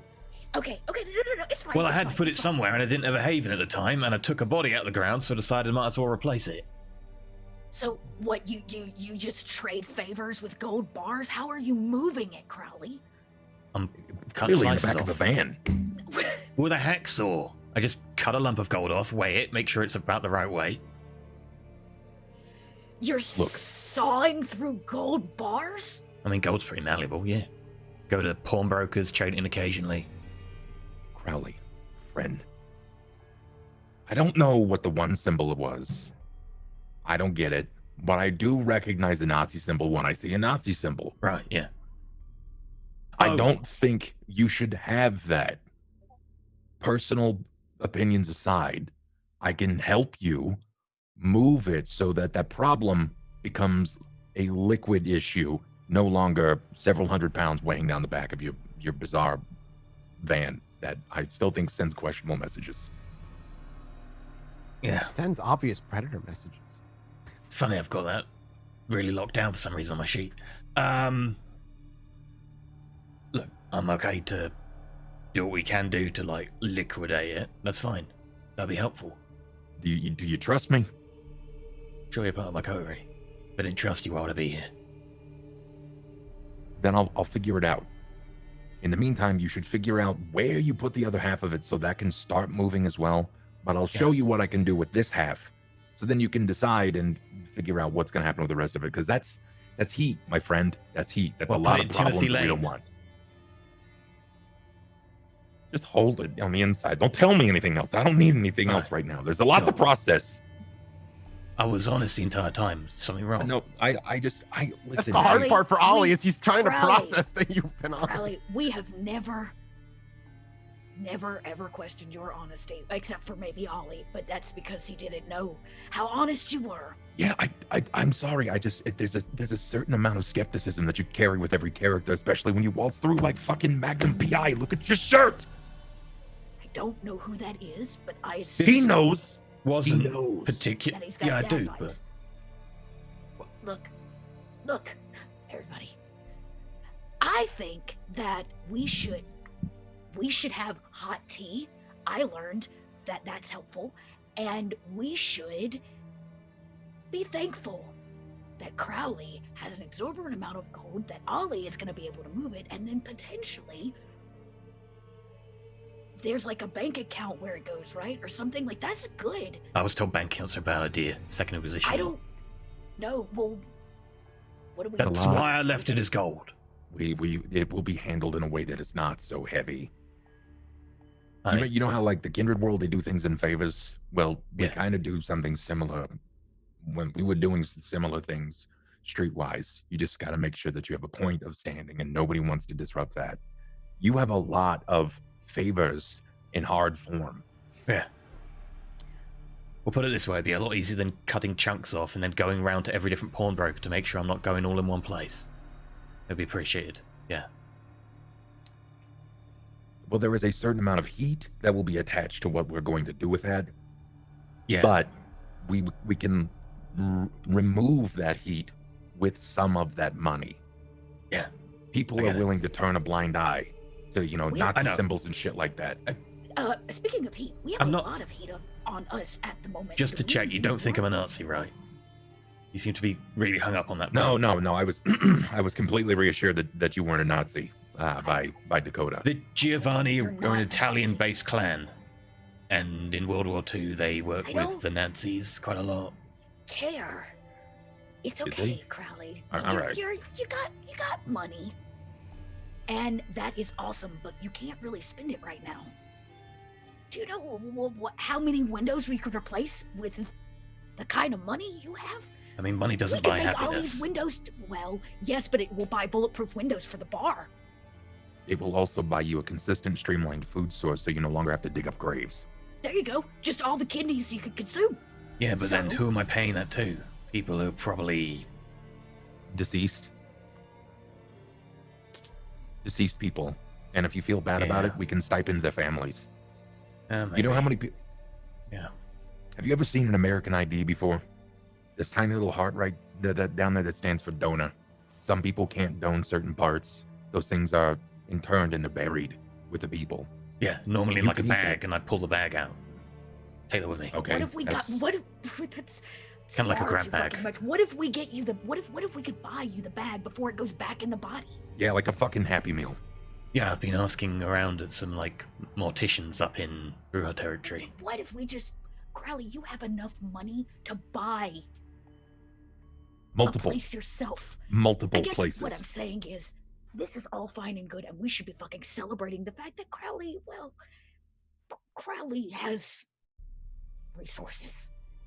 Right. What we shouldn't be celebrating is the fact if we try to move it right now, we're bringing more heat on us, and we're already in a little bit. Well, of a that's why I'm stickler. moving it. I don't need that. I mean, shit, I didn't even know it was in the van, so fuck it. It can stay there for all I care. Till we're I ready did to... mention it was mostly in the van. Yeah, but I thought you were joking. I thought you meant like, oh, I invested in. Do I this need to just van. say I'm not Or joking like every I- time? Was that help? We are learning. We're fucking learning that, Crowley. I'm just saying, Your van is parked at the garage down the way. It's behind a bunch of shit. We hit it. Thank you. Thank you for being honest with us. I do appreciate your candor. Well, look, when I joined this life, I joined a life of people who were totally secret, underground, waiting to kill off a whole bunch of people, and secrecy was kind of a thing they did to everyone outside the clan. When you got that much secrecy going on, you end up being so honest with the people around you. Because you're trusting them with your life, because you're gonna end up fighting with them. You're sort of like a Nas. Cool. We might have bigger problems, though. Can I take a nap first? I don't know if I can handle it. David- What, possibly? Why if it didn't come out? As you speak about the end of the night, and there's maybe like an hour left of the evening before the sun is about to rise, so like 2 hours left for Crowley. There is a small, gentle knock at the back of the door. Oh, and Rose is definitely working for the sandwich. Shush. Shall I get it, Ollie? Okay, I get it. I answer the As you door. go to open the door and you pull it What? open, as you shout, "What?" before you even see who's at the door, standing in front of the door, looking past you, is a very familiar figure you haven't seen in quite some time. Not one, at least in any length of time, in a long trench coat and a gaunt monster's face. As he simply says, "Butcher." I close the door in his face. And we'll take a break there. Yep. Drink, and we'll go on I our just break, close and the we'll door in be his back in face. 8 minutes. We'll be back in 8 minutes. Feel free to enjoy some fan art. Be completely honest with you, it's real fan art. Just so you know, not It's joking. not fake. He's fan not. art. It's not Not- fake. It's not yeah, fake. not He's not hiding hyperbole. it in a van. Yeah, it's the real fan art. Enjoy. Fuck.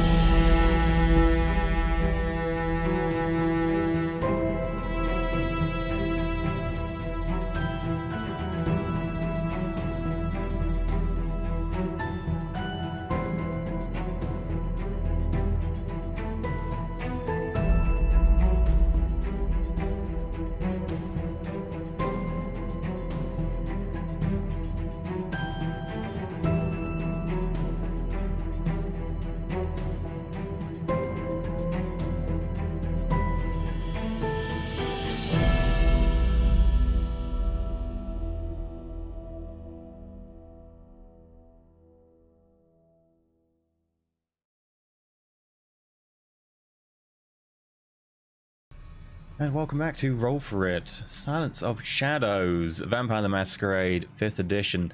And take it away, Maths. Well, we're actually going to rewind time very slightly because we got caught up in gold jokes, and there was a conversation that needed to happen between the three of them prior to Rudy showing up. So we're going to rewind before the knock, knock, knock, and conversation is going to continue. So Nazi gold joke, haha, take it away. Look, Thank you, Mathis. You're So welcome. great. Curtains open, laughter, go. Look, we'll get it figured out. All right. I'm more It's gonna take some time concerned to about the figure it fact I out. think they took Ava to go see the sandwich in person. Well, I mean, like, what can we do about it? I mean, I know where the sandwich is, probably, and most of how to get to it. Okay, let's not tell anybody that. Literally, hours ago, we stood in the Prince's Tower and were basically threatened by her and the Great Sandwich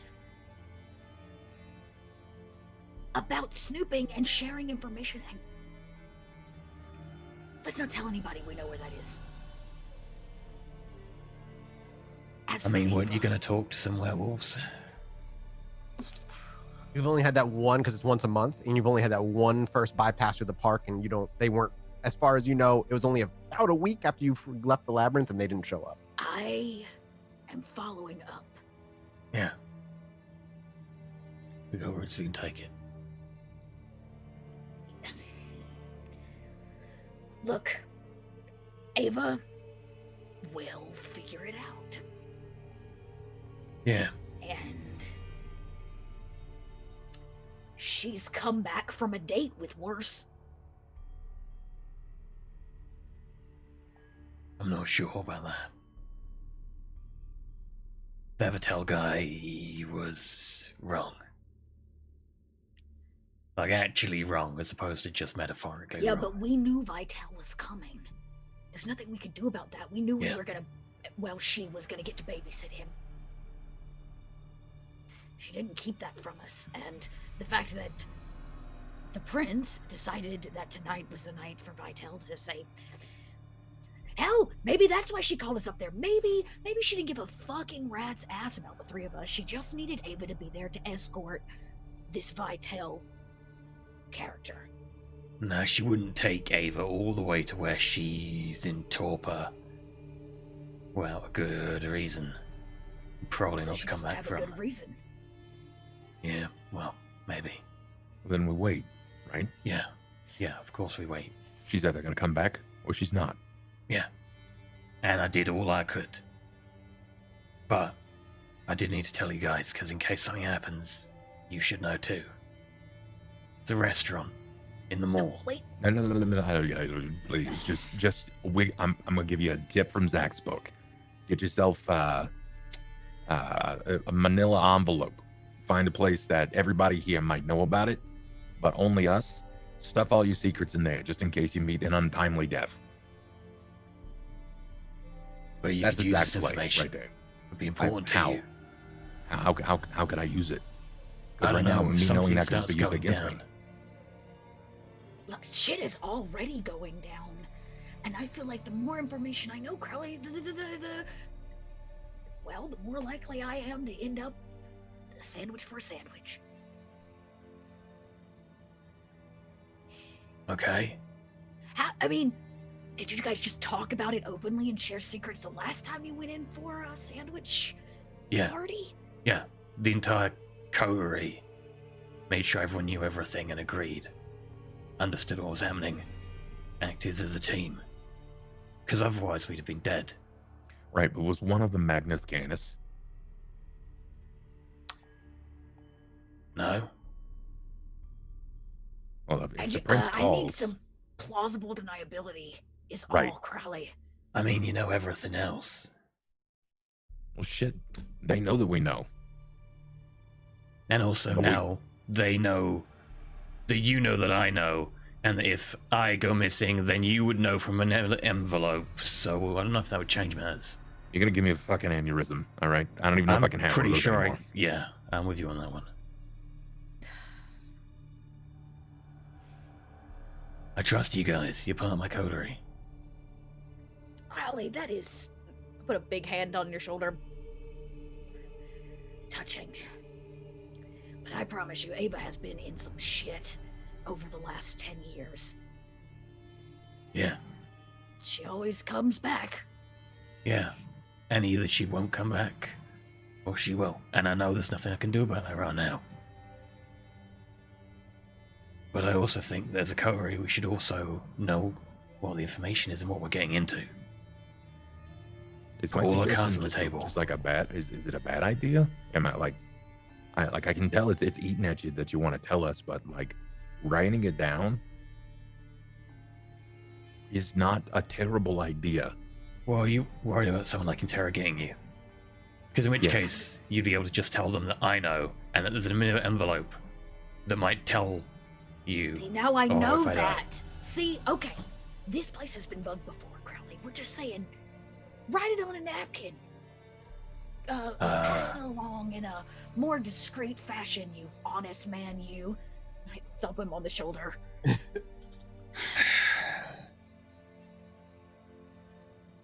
Passes over a piece of paper that just says the restaurant name in the mall, main room, can't find the way out they took. Check floor, walls. There's a secret exit. We know she's underground. Also, guards, assault rifles. They had guns, right? Guns, yeah, Yeah, like Oh, yeah. guards, assault rifles. Rose definitely works for the sandwich. Kept trying to find me. Didn't see me. Skateboard was very useful, thank you. The stick figure drawing of a Hawaiian shirted man kickflipping. It would be if Crowley was in a humorous mood. Sadly, he's in a mood to be the butt of jokes right now. You can do that. Okay. This is all very helpful. Dakota's met Rose. Did I meet Yep. Rose? Yeah, I brought Rose to All meet met everyone. Rose. Yeah, we've all met her. We've all met. Once. She came to the bar. Mhm. Yeah. So we kind of knew that Rose was kind of working. I mean, we knew Rose at an angle. Now we kind of know. Okay.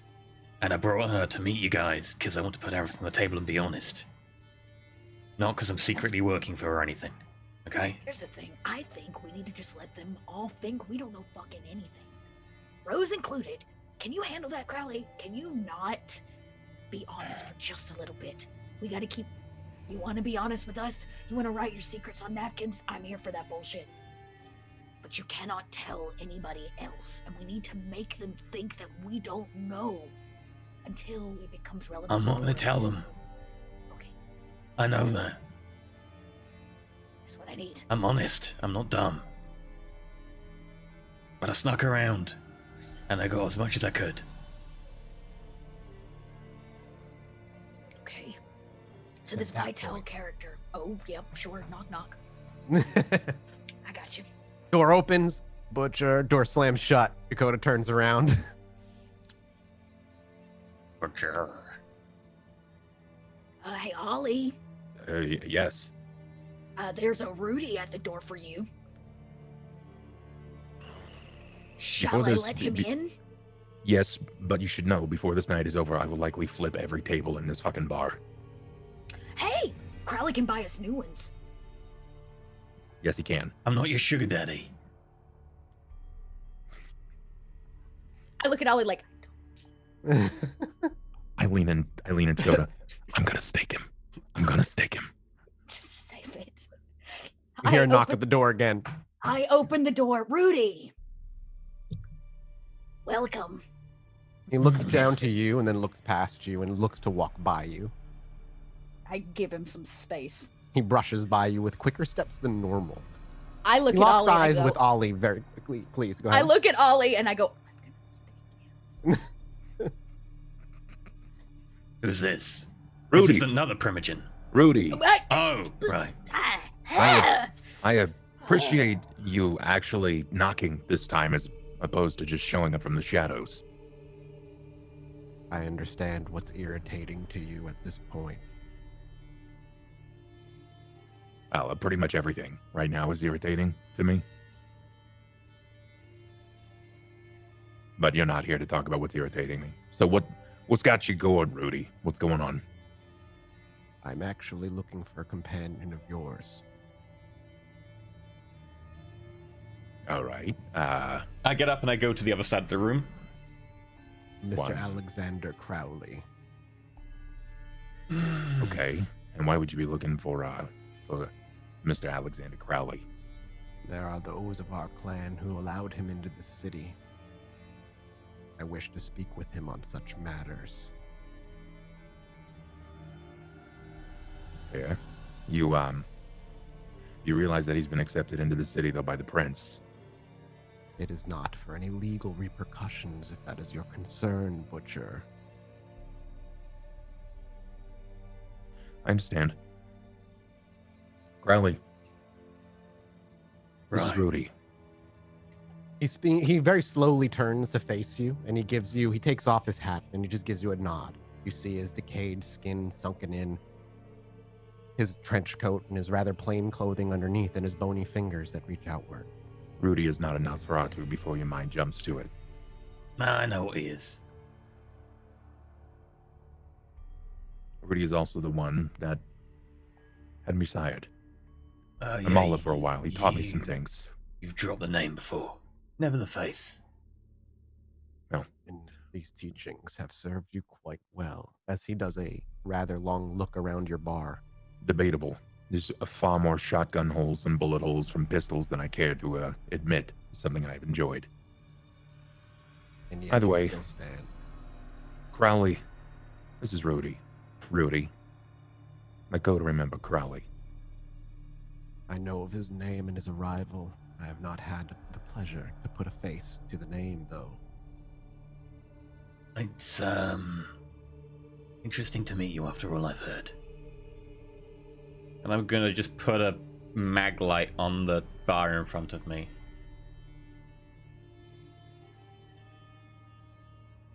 Please, sit. Get comfortable.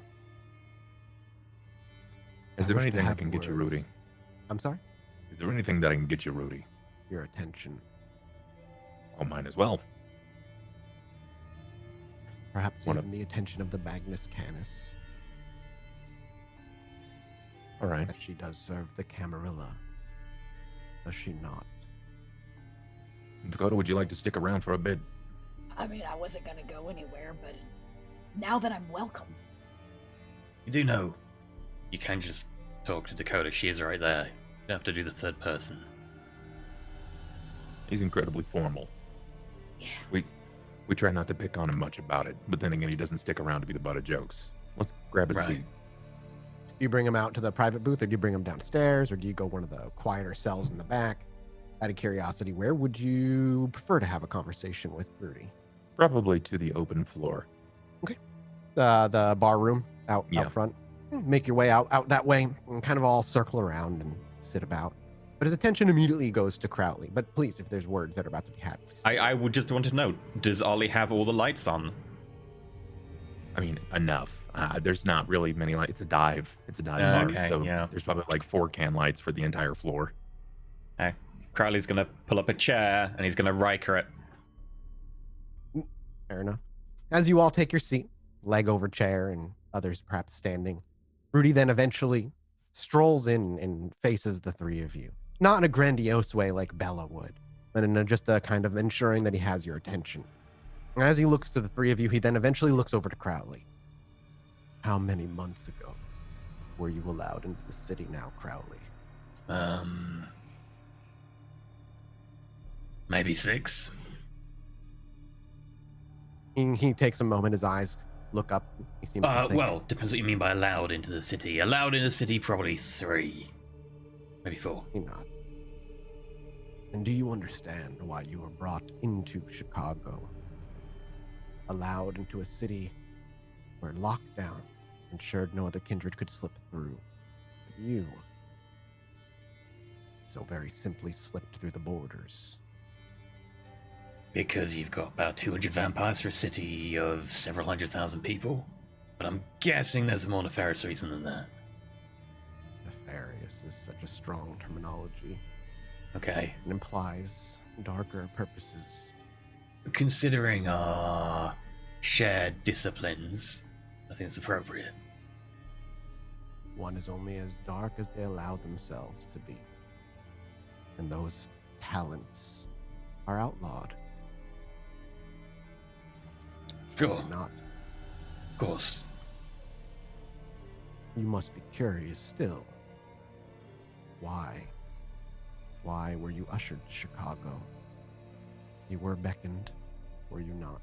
Invited, drawn. Yeah. And every time I ask, I get the, sorry, I'm not very good at being formal. I get the bullshit ride. The bullshit ride has to end at now, Crowley. Chicago is shifting, slipping further from the initial, and the word was there and then it's gone. The initial Plan. direction. Scheme. You have a talent, or at the very least a set of skills that was useful once. Useful once. As far as I know.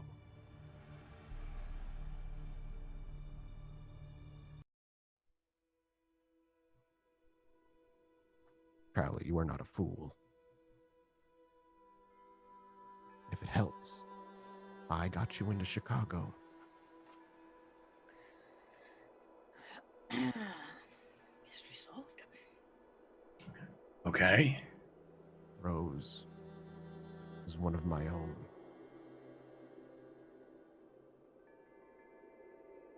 Oh, like, she's your...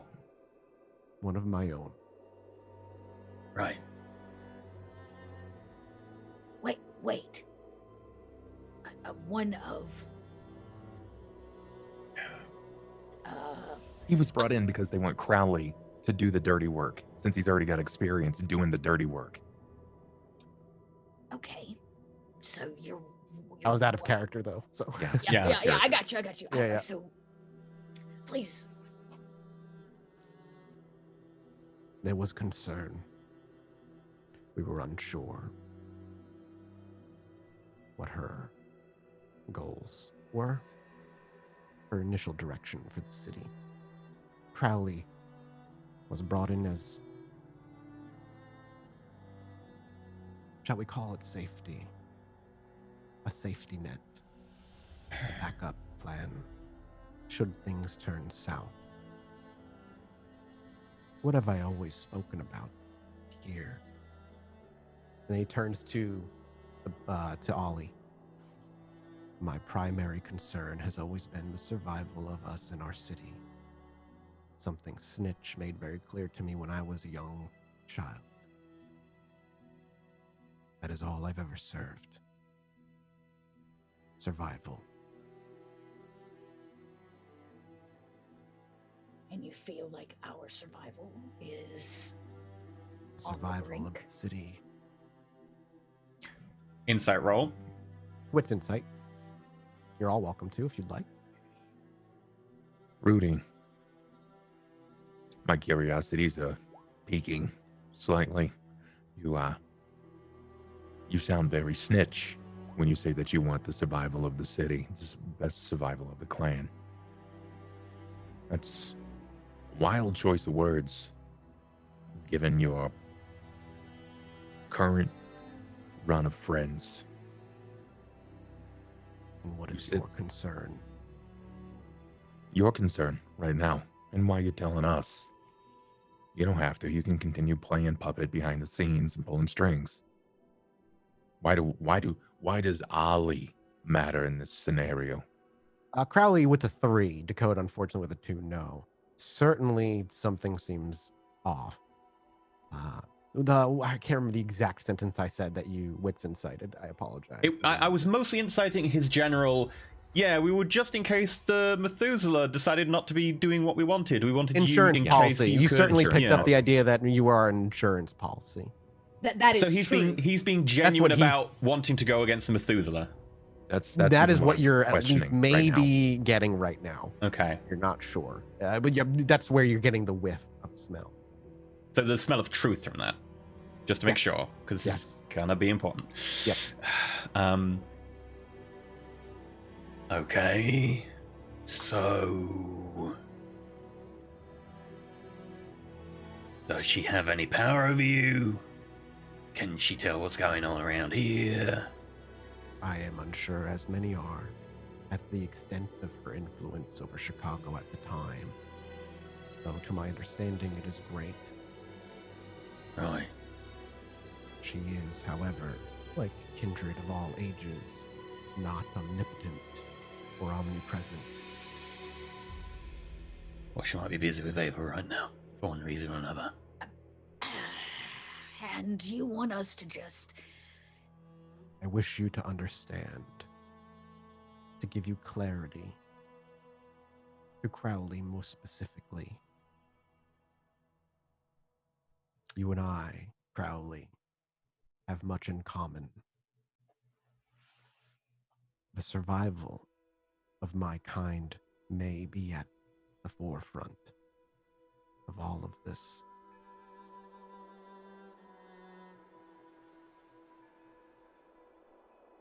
Right. Okay. No offense, but I do feel you're telling me the truth. That's appreciated.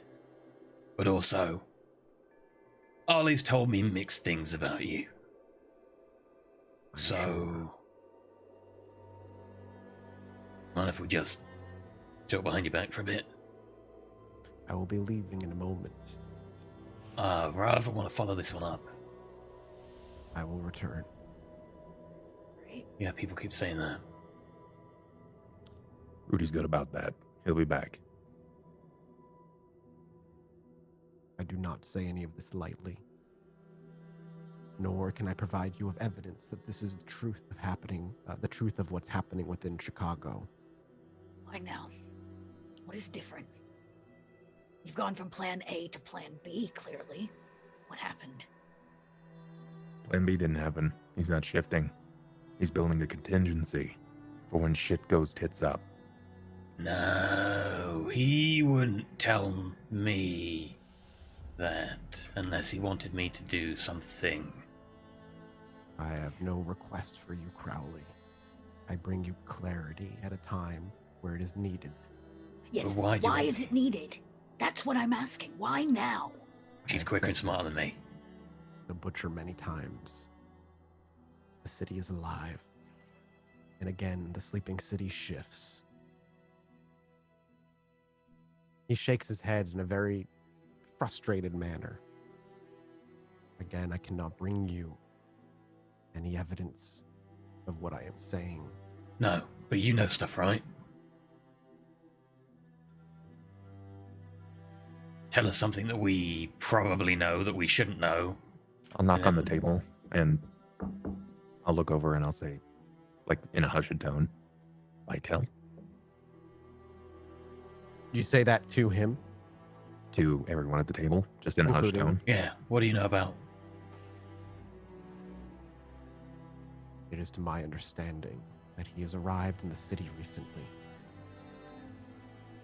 Okay. What is he? A very old kindred. One that will ruled over DC for decades. She needs a lackey. It is possible, if the rumors are to be true. I do not know the relationship, however, between the one who slumbers and he. Right. What about something that she would never want told? I would not know it then. But you know a lot. I know what needs to be known at this point and nothing more, like all kindred. Do you know where she was moved to 10 years ago? He actually just kind of gives you a glance.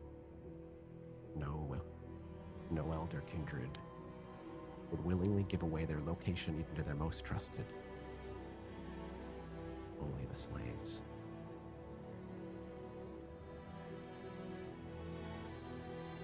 Well, Rudy, your presence is always welcome. But we should chat now. You're kind of opened a can of worms. He simply nods, and he turns slowly and makes his way to the front door. I'll move with him. But if something's been bothering me, I just wanted to know, and it's probably a simple answer, but the last time I saw you and we had words, you led me to the back of a limousine where I met Mr. Ballard. What of it? What are your ties to the Ventru? Necessary business, Purely business? almost exclusively.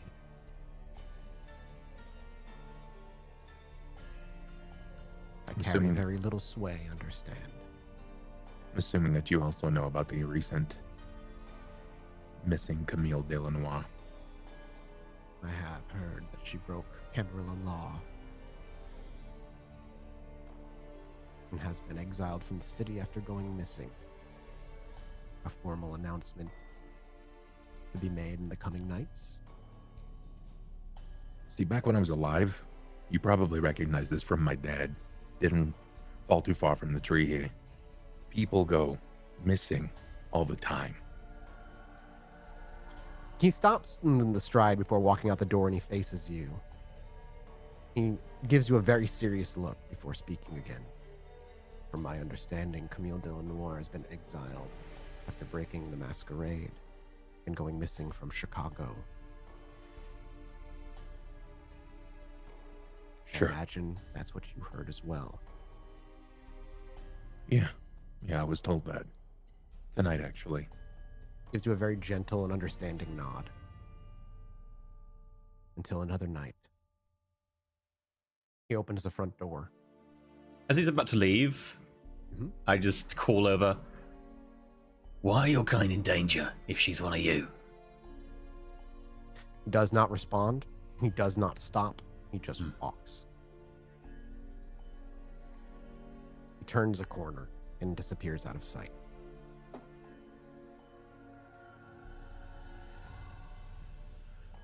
Shut the door. Lock it behind him. I imagine. Well, that was fun and family bonding moment. So if they all knew that she was here, what's upset them about it now? Was Vitel not in the plan? Are they concerned because she's gaining power too quickly? No, he said he learned things or things had changed. He didn't understand what she wanted or her true motivation or something like that. Think back just a week ago on the boat when I was out of it. This has got my mind running, right? When you guys woke me, the first thing I smelled was blood, and I couldn't even control myself. My body threw itself on top of that pig. No, Just threw it. There was nothing I could do. It just happened. You're thinking when she wakes up, she'll need to drink. Yeah. Anything will She's do gonna- that. Doesn't need to be And what specifically better- her servants. Than an ancient kindred. Right? Vitel, she's gonna fucking eat herself a Vitel sandwich. No. Something close. She wants to wake up. This is all the stuff we've guessed, right? She wants to wake up the burrito. Well, whatever the fuck it is, but yeah. Why would she want to wake up something more powerful than her that threatens her unless she's gonna Eat it. And if she becomes the burrito, she becomes an antediluvian and they can... So, where does Vitel play into all this? He's a slave. He's a Yeah. puppet, right? Well, he's either directly her descendant, super powerful, like close up to her gen, He's the or right hand. he's genuinely a puppet because he just looked like a hole in space. I don't buy it. It's not enough. The right hand of the Methuselah showing up is enough to shake Rudy? Fuck that. Something's there with Vitel. I don't know what it is. No, Vitel's another step in moving the plan forward. I don't know what for, but Oh, yeah, that'll make be him over the and new shake step. that. Yeah. But if Rudy knew that this was all happening, and No, Like but it's the this. next step. He said he hasn't been It's told. contingency. This feels like Yeah. insurance. If your plan starts to take motion and you start realizing your hubris, the error of your ways, You gotta have something in backup for when it goes fucking awful, right? So you're telling me they're having second thoughts? No. They just learned the plan or something about the plan. Because he said, like, what was it? You only tell the slaves, you don't tell anyone else. So he didn't know the plan until recently. And now Vitel's here, they got the next stage of the plan. And then he realizes what the next stage of the plan is. I think you're both right. I think it's a second thought scenario. Yeah.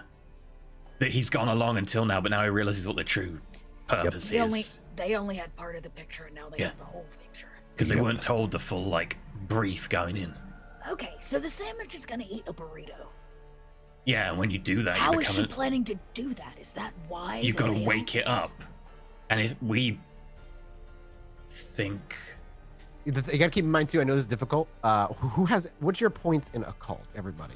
None. I have none. I have no idea how this works. That's it. We're just like speculating. Crowley, you just have 2. So you would have the only real knowledge of antediluvians in general, and a lot of what their powers are, even at 2, is just like they might be real. If they're real, who knows what they can do? To anybody with 0 occult by written rules as written, you don't even necessarily believe antediluvians are real. Like, I would know at this point, because of well, I'll say at this point though, Dakota and Ollie have a very heavy inclination that they might actually be it's real to some extent. You know, so I'm not going to be like, you have 0 occult no matter what, you don't believe. Right. No, it's not like that. But it's like with Crowley, just like thinking, idea. Yeah, just like for when you're thinking of like the reason it could be, try to keep within your spectrum of how many points you have in a I know cult. antediluvians because like the history of the clan is specifically because of that. Thing, no, of course. And you have 2 in a cult, so it makes sense that you would at least have a belief that they are. When she eats the burrito, becomes the burrito, they're afraid of what she's gonna do.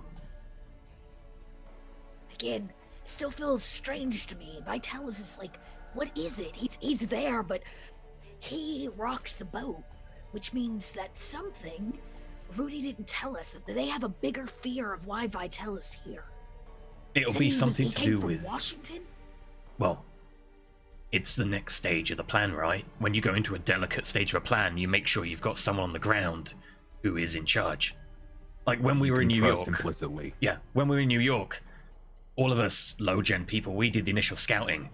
We only flew in and swam in, or what do you call it? Boated in. I don't know. The actual more powerful kindred when we knew what was going on. So this is them going into a new stage. It was like a hole, empty, a void.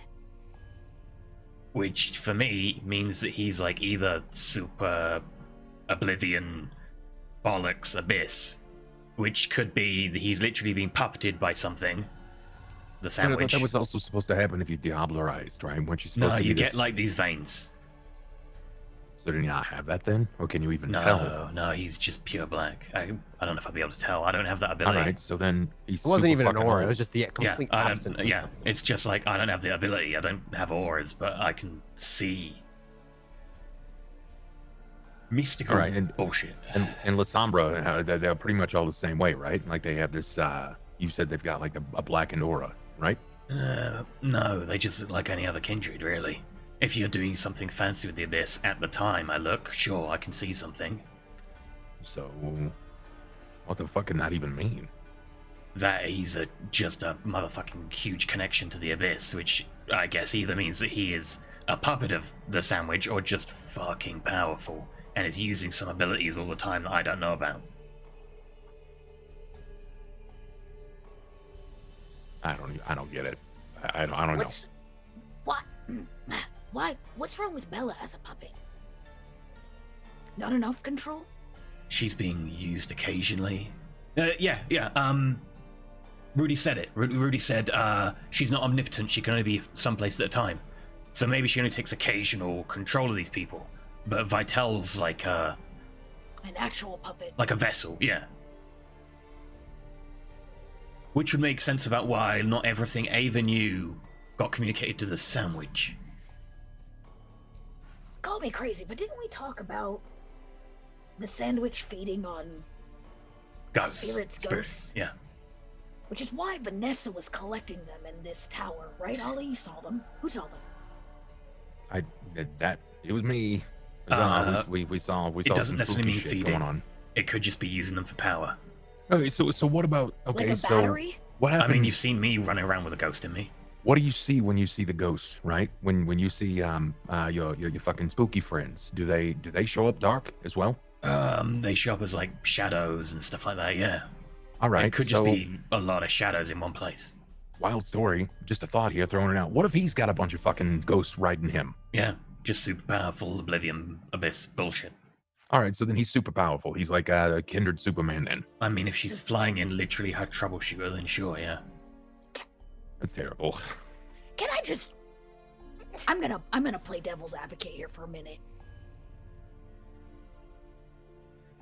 Ollie, up until say, I don't know, tonight, you've never wanted to do fucking anything Rudy has told you. Or be involved in anything Rudy has told you. We just came back from staring a sandwich kind of in the face. And then Rudy just happens to show up at our door talking bullshit to us about basically trying to stop the sandwich's plan. Now, I'm going to be real. If Vitel is in fact as strong as Ollie is hinting at, why the fuck would we bother? Just let it play out. If what we think is true, that she wants to do an eternal night, she wants to destroy something, become super powerful and rise and wake. We don't know that though. This is all hearsay, and Rudy Yeah, comes it's, waltzing in conjecture. and feeding us all of this stuff that I don't know. She's leveled up to some next level and is shaking them in their boots. It's stuff we already suspected. So the good news is we're actually a step ahead of fucking Rudy and anybody else that comes knocking on our door. We know this. Hell, he doesn't even know whether... But that's it, and we're gonna keep it that way. Yeah. That is Look, ours. I think we don't- just wait. I agree. I think we wait. What does Rudy want us to do? Go I don't know. kill Vitel? That's There's a never reason- going to happen. There's a reason that he wanted us here. He was expecting, because of our reputation of being similar movers and shakers, being the loud ones. And If he did it wanted in us to front do of me. anything, he'd have leveled a lot more info. He was He was just... in front of you on purpose. I Yeah. know. So what do I do? What do I do? Nothing. What we're meant to do right now. Be ready. Look for We wait. things. We wait. We wait. Kill a fucking Ava's- Baron. Ava's got to come back eventually, right? No, she could die. Well, it's You're She just could a be real- dead. She could be. She could also be alive, Crowley. Could be a little bit of an optimist. yeah. Yeah, I mean, but a Debbie why Downer. take her to go meet the actual sandwich? Give her that info. Look, I've watched a lot of crazy shit happen on nights when we met Bella. Whatever's going on with Ava is not something small. You're right. Yeah. But like I said, if they wanted her dead, she would have taken Ava's head right there in the ivory tower. I've seen fucking worse. Unless she wanted to diablerize her, to stop anyone talking to a spirit. If we're going to make any kind of change, anything different in this city, anything at all, we're going to need way more than just us. We are batting up so fucking hard. I'm Agreed. gonna be really fucking honest. I don't think rushing into this one's a good idea. We talked about this. No, I think there's- we I don't think anyone's rushing. suggesting we No rush rushing. into things. no no. rushing Ellers. I'm just No. saying. I think I agree with you. None of us really want things as they are, but none of us have the power to do anything yet. Oh yeah. Which means that we may have to ride out the first wave of this crazy ass bullshit. I think we move in the areas that we can. The Baron. We secure the area. Yeah. We strengthen up our forces. You're right. There's a reason that Rudy was here. Why Make did he come here? allies. Why did he do all that? I don't know. I'm not sure what his plan was. He's got some big balls apparently if he wants to come say it in front of you and knowing that you're the Magnus Canis. Hell, maybe this is him trying to reach out for another thing. Who knows? Maybe Bella's scared as shit herself. There is this part of me that believes that all that was bullshit to test us. It could be. No, there's a grain of truth. I think he's actually got a small bit of him that's actually scared of what she's doing. Fuck, we all are fucking scared of what she's doing. He should be fucking scared. That's the trick, right? Rudy consistently plays both sides. He's the double agent for every team. Because he wants to survive. Let's just look at what we got all the information on. Being This Baron, killed when Bella rises. the Baron's gotta go. So let's focus there. Yeah. That's what we're waiting on. Oh, Don't think we should go yeah. running in. We've been sitting here waiting. I need Then to let's- Show up. I need to go find him, see where his hideout is. No, There's like- no. We got like Don't 40 go minutes stare before here. we gotta go to bed. Then let's go to bed. Because I I'm got an telling hour you, 40. the Baron's gonna walk back here. We do not need to go barging in his territory yet. I mean, I've done it like a dozen times. Yeah, I know, Crowley. And we've never come away with any information that's helped us know where he is. We know he's a Other than regular the fact he drop-off of shows up at the needles. church. Yeah. Yes. But he also just put 2 bullets inside of a bartender here. He's not going to be just waltzing about making regular runs. He, for some reason, has it out for us. Yeah, he wants to expand into Venture territory. Great. Well, we're not gone yet. Which Yeah. means he'll be back. Well, So it doesn't I have think to be we him, set it our- could be his goons. We set our trap here. Get ready for him. Versus... I got stuff to do, I can't be here 24/7. That's okay, I can. I ain't got shit to do. Alright. Is that where the 3 of you will dissipate for the evening then? Yeah. At least for Ollie, he said his piece. He's got things he wants to do tomorrow. Crowley, as you return to your new haven, the place that you've been slowly decorating and building and tending to, you have a few plants by the window as you typically do. Can you give me a list as to what you keep by the windowsill? I know you have like a little piece of bamboo that you grow over there and a little bonsai tree that you There's grow a over bonsai there. tree, but it wouldn't be on the window. It'd be like on a central thing because On a it's central very thing? central to his. What do you have by the window? Do I have a window? Do you have a window? It's up to you. Do I have something that I can pull down over the window when it's daylight? Yeah, you can sunproof it. Absolutely. Sure. In which case, yeah, I would have a window because he'd like the first hour and last hour. So yeah. Yeah, exactly. That's why I figured you might have a He would window. have some curtains that would be mostly just for look purposes, but they'd be like thick blackout curtains. On the window seat itself, he'd probably have a couple of really small pot plants. Just whatever he bought at a local shop because he's only been there recently, hasn't had much time. So be like it would have been something common, a common flower, maybe some daisies or like Yeah. mums or like a little potted mums plant. probably As like you a make your few way like o- lilies or something. At the end of every evening, we see, in the beginning of every evening, the end of every evening, Crowley has a routine that he goes through. Fills his watering can, and I imagine the way Crowley goes about it, he has this very specific plant that he hits first, and he goes through a rotation. And the very last plant you go to is one of those plants by the windowsill that you've bought. It's just, it's supposed to be just a bunch of daisies or a daisy growing out. But you actually notice a plant slowly growing off to the side, not in the center where the other one is. It's green, a little bud that just seems to have popped through. And your knowledge of plants is vast. This has been your hobby for as long as you can remember. Certainly that is not a daisy growing. You're not entirely sure what it is, but the stem is too thick and the plant just doesn't match. It just catches your eye. Huh. Oh, little fella.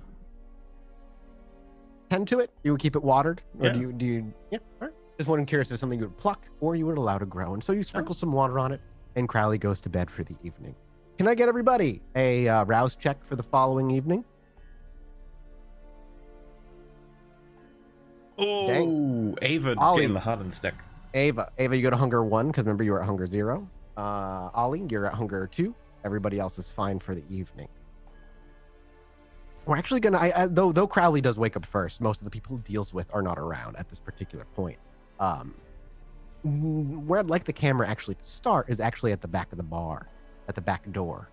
Ava, you don't remember much after that, when she fell apart in your hands and dusted before your very eyes.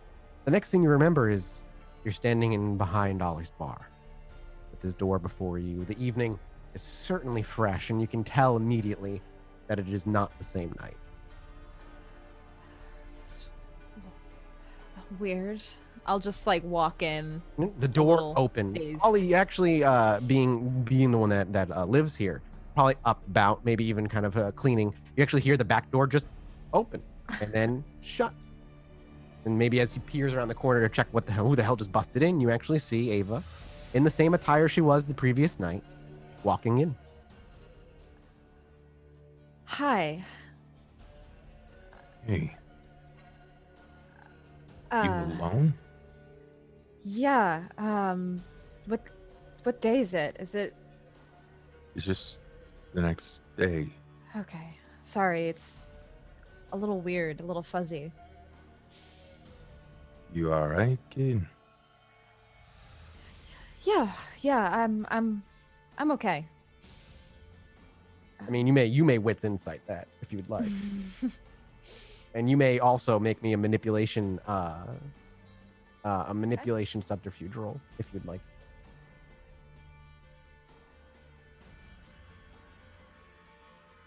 2 and 3? Yeah. Something's Yeah. a little off in the way she's speaking. Just the tone of her voice is a little more deadpan than it normally is. It lacks a little emotion. You know, growing up, I had a sister that would say a lot of the same shit, just like that, which, you know, is pretty clearly a lie. But you don't have to tell me. I'm just putting a lifeline out there if you want to talk. Thanks, Ollie. Yeah. The door opens and in walks the heavy stepped boots of Dakota, or Crowley rather, not heavy stepped boots. Well, Crowley, you have something you want to do tonight, I'm assuming. So I'm not sure if you want to go right to the bar or not. I mean, the bar's on the way, so he'd have probably popped past. And Okay, so whether Crowley that's would pop in earlier or first later. then. Okay. Yep. Nope. Then you would pop in first. Then you give it a gentle, you kind of probably a rhythmic knock that indicates who it is, and the door opens, and you actually see Ava in the clothing before it, speaking with Ollie. You came out alive? I'm here, aren't I? Crowley runs over, gives her a hug. She'll hug back, kind of slowly. You okay? I'll leave them. Sure. Ollie will step out, maybe head back downstairs, organize some things. Yeah, like you said, I'm alive. I'm here. And that's the bar we're going for. We're alive in here. Yeah, that kind of is the bar at this point. So, not a good night. As she's about to answer, the door opens one last time. In walks the heavy-footed steps of Dakota Rain. I told you she'd be back. You did. Dakota, it's good to see you. Glad everybody's okay. Well, Are you being obvious? Is Ava being very obviously uncomfortable? I know she wouldn't do it on purpose, but is Ava the character a clearly little. off kilter? Clearly, yeah, you guys would notice there's something off. Not It would not take- quite sure, but Yeah, it would mean in the way she responds, in the way she carries herself, and the tone of voice. it's Something not is as wrong. pep in her step as she usually is. well, you're not shaking in a corner, and it doesn't look like you've got meat in your teeth, so It's good signs all around. you. How's Mr. Vitel? Very creepy. Yeah. You know, he just breathes, and he doesn't. It's just weird seeing a kindred breathe. He just breathes. I don't know. But I did what I was tasked to do. I showed him around the city, and Oh. You showed him around the city. yes, Where did you go? I think you have an idea of where we went, Crowley. Yeah. You had no idea he followed you though, so. I know, but like it's obvious Yeah. we went to Chinatown. I think we all know. Oh yeah, gotcha. yeah. Crowley, you know immediately she's straight up lying. She's straight up lying to all of you because you watched her disappear into the mall. And your trek around town was successful? Oh yes, it was quite the success. Get up anywhere good? Well, it's not my usual places, but you know, it was as good as it could have been, I suppose. Ava, don't quote me here, but you're being kind of vague. I mean, you all knew that this was something I had to do, and it was going to be something involving... That is not in question. We're coming to you to make sure you're okay. An answer you still have not given us. Dakota, what if I can have a moment with Ava? Yeah! I'm gonna go across the street. Ollie, step downstairs if you want to talk to him. He went downstairs, yeah. Okay. Yeah, sure, I'll go talk to Ollie. Yeah, yep. Ollie, it'll be up to you if you're down there at this point or not. It's still pretty early. You might be on your way out, or you might be gone. Your choice. Probably gathering my things, and if she ends up making her way down there, you will likely see Ollie preparing to step through his exit to the labyrinth. We'll get to that in a second. We'll stick upstairs, however.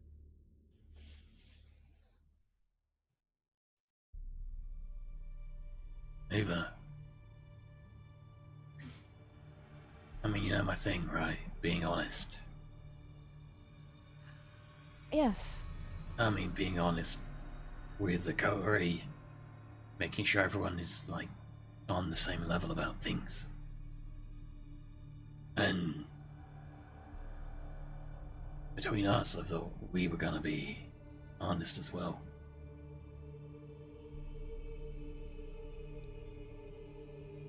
I was worried for you.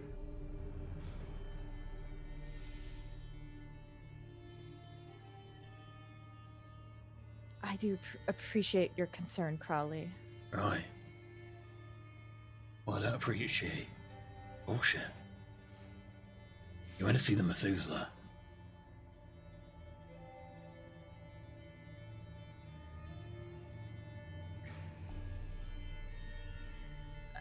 Right. What do you want me to say? Do you want me to tell you? I don't want you to lie. I don't want you to tell me you went around town with Mr. I'm a black hole incarnate. Do you want me to tell you everything that happened in detail? Is that what you want? You know that's what I'm not asking. You know I don't care.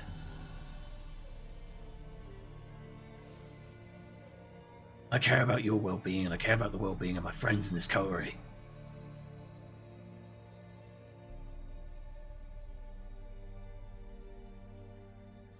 And like I said, I'm here. I'm alive. That's what's most important. Yeah, that is important. But it's why you're alive. Look, Crowley, I don't want you to have the blood on your hands, too. I already got blood on my hands. And I Ava's have gonna so get much up. blood on my hands. And she's just gonna start to walk away. Where? To the front of the bar. Okay. She's leaving the kitchen, heading into the dining area. You have that right.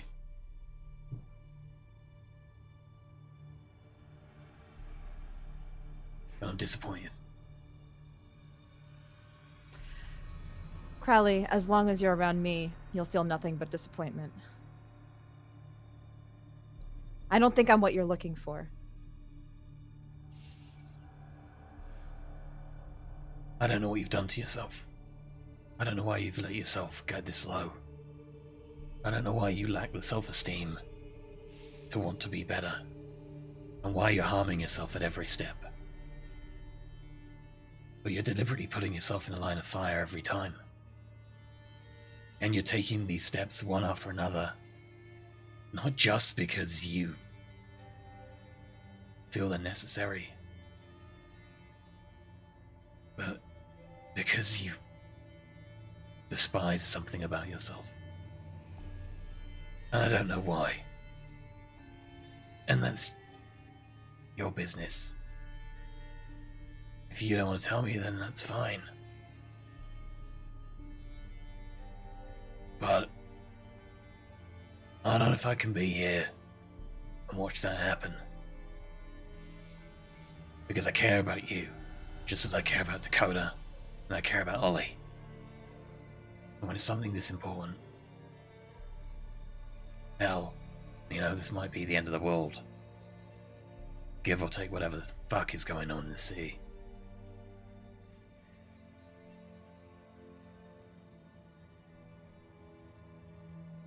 I think I deserve more. To know more. To understand why. If you don't think so, then it's fine. But you're worth more than you think. And if you want to keep beating yourself up, driving yourself down, there's only one place you'll go. And you deserve better than that. You can be better than that. Everyone can get redemption. Even us.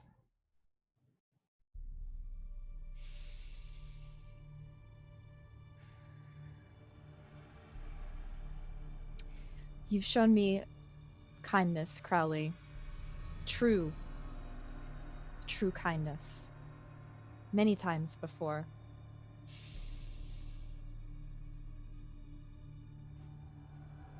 Not something I get often.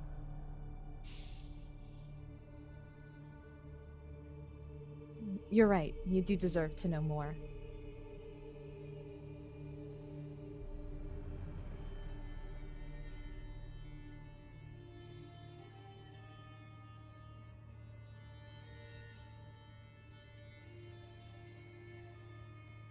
And yes, I did go down there to see who you thought. She spoke to me. What happened?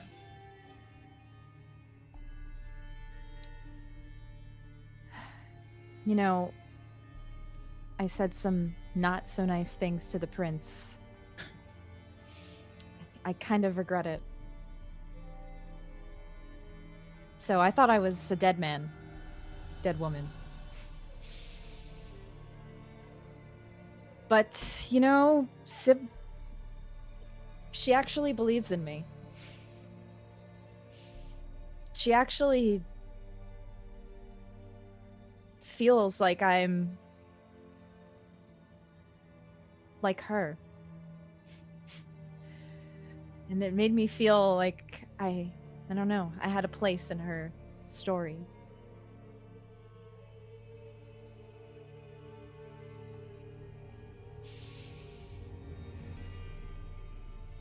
It was nice to feel like I had a place in somebody's story, somebody so important.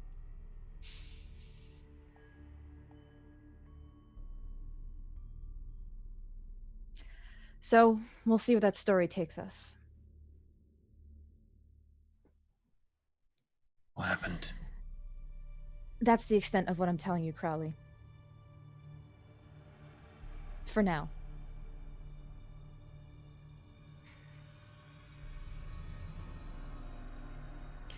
You might have a place in her story. Or she might just be using you. Or whatever the bollocks is going on. But you had a place in this story here. I believed in you. Hell, Ollie and Dakota, well, they don't show it often. They believe in you. And I still do. If I'm not mistaken, we still have a Baron to take care of. We still have a Grant to save. We still have a Rowan to take care of. And I'm still here to help with that.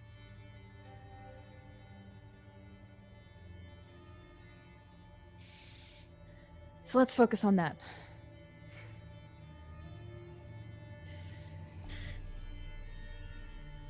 Yeah. And Ava is gonna leave this time for real. The door swings open and wobbles shut back and forth, and we see as the camera lingers on Crowley, looking uncertain, perhaps even disappointed. Gotta make a frenzy check. Please do. No! I'm sorry, Crowley. Anything that can heighten emotion, make someone frustrated or angry is worthy of a frenzy check, so... It's a 2 difficulty. And you have a good dice pool for this. Yeah, it's got all that humanity.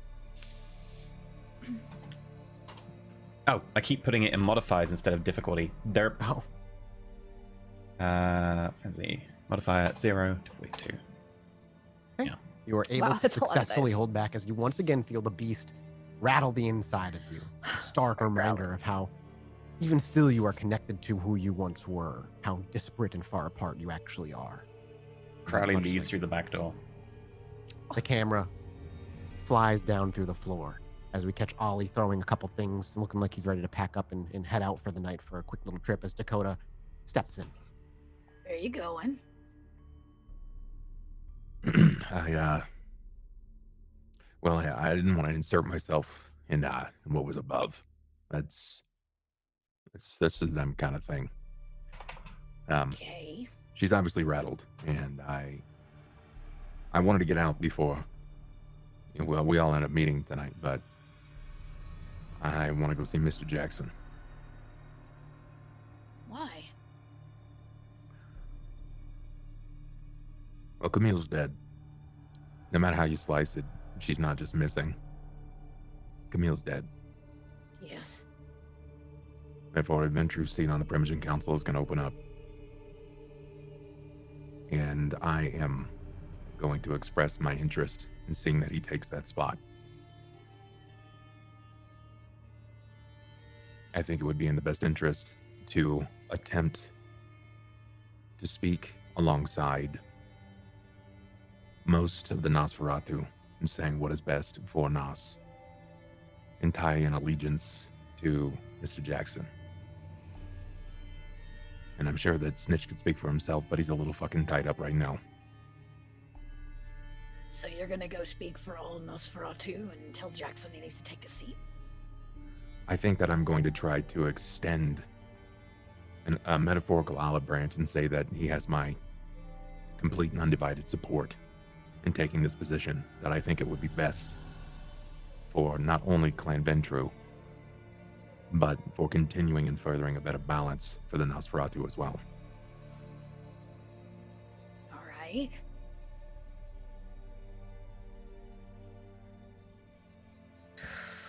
You want to go? I know that you can speak for a clan yourself. I don't speak for any clan. That's You been can made speak. very fucking clear. You can speak for the future of your clan. I can try, but there are some things that I don't control. I'm beginning to learn that more and more that our future is really just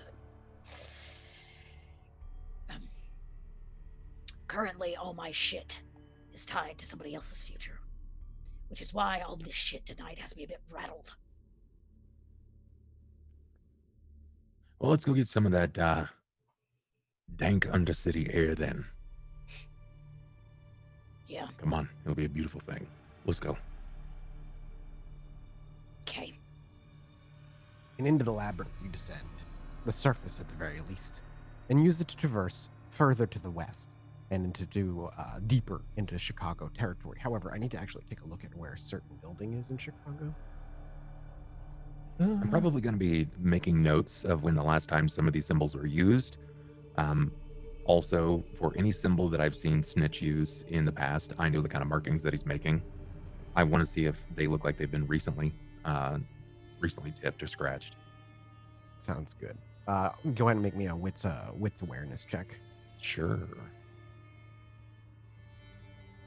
Will I get any kind of bonus because I know what I'm looking for, or You know this. If you're just looking at the surface symbols, the things that you recognize, I'm willing to give you a +1.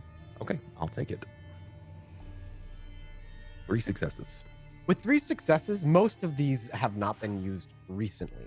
However, to my correction, you're not actually heading west, you're heading north.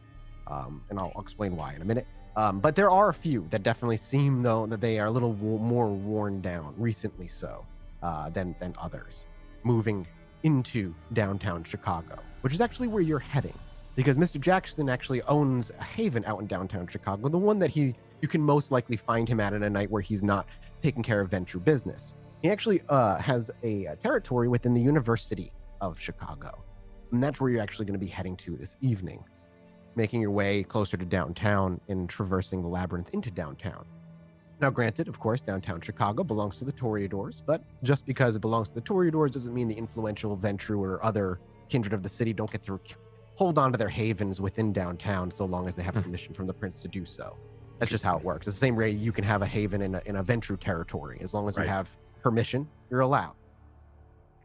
And this night, as most nights during the week, as fall is now starting to creep around the corner and the warm weather is giving way to cold, and university has once again started up, the grounds of University of Chicago are rather populated with young learners, partiers, and so on.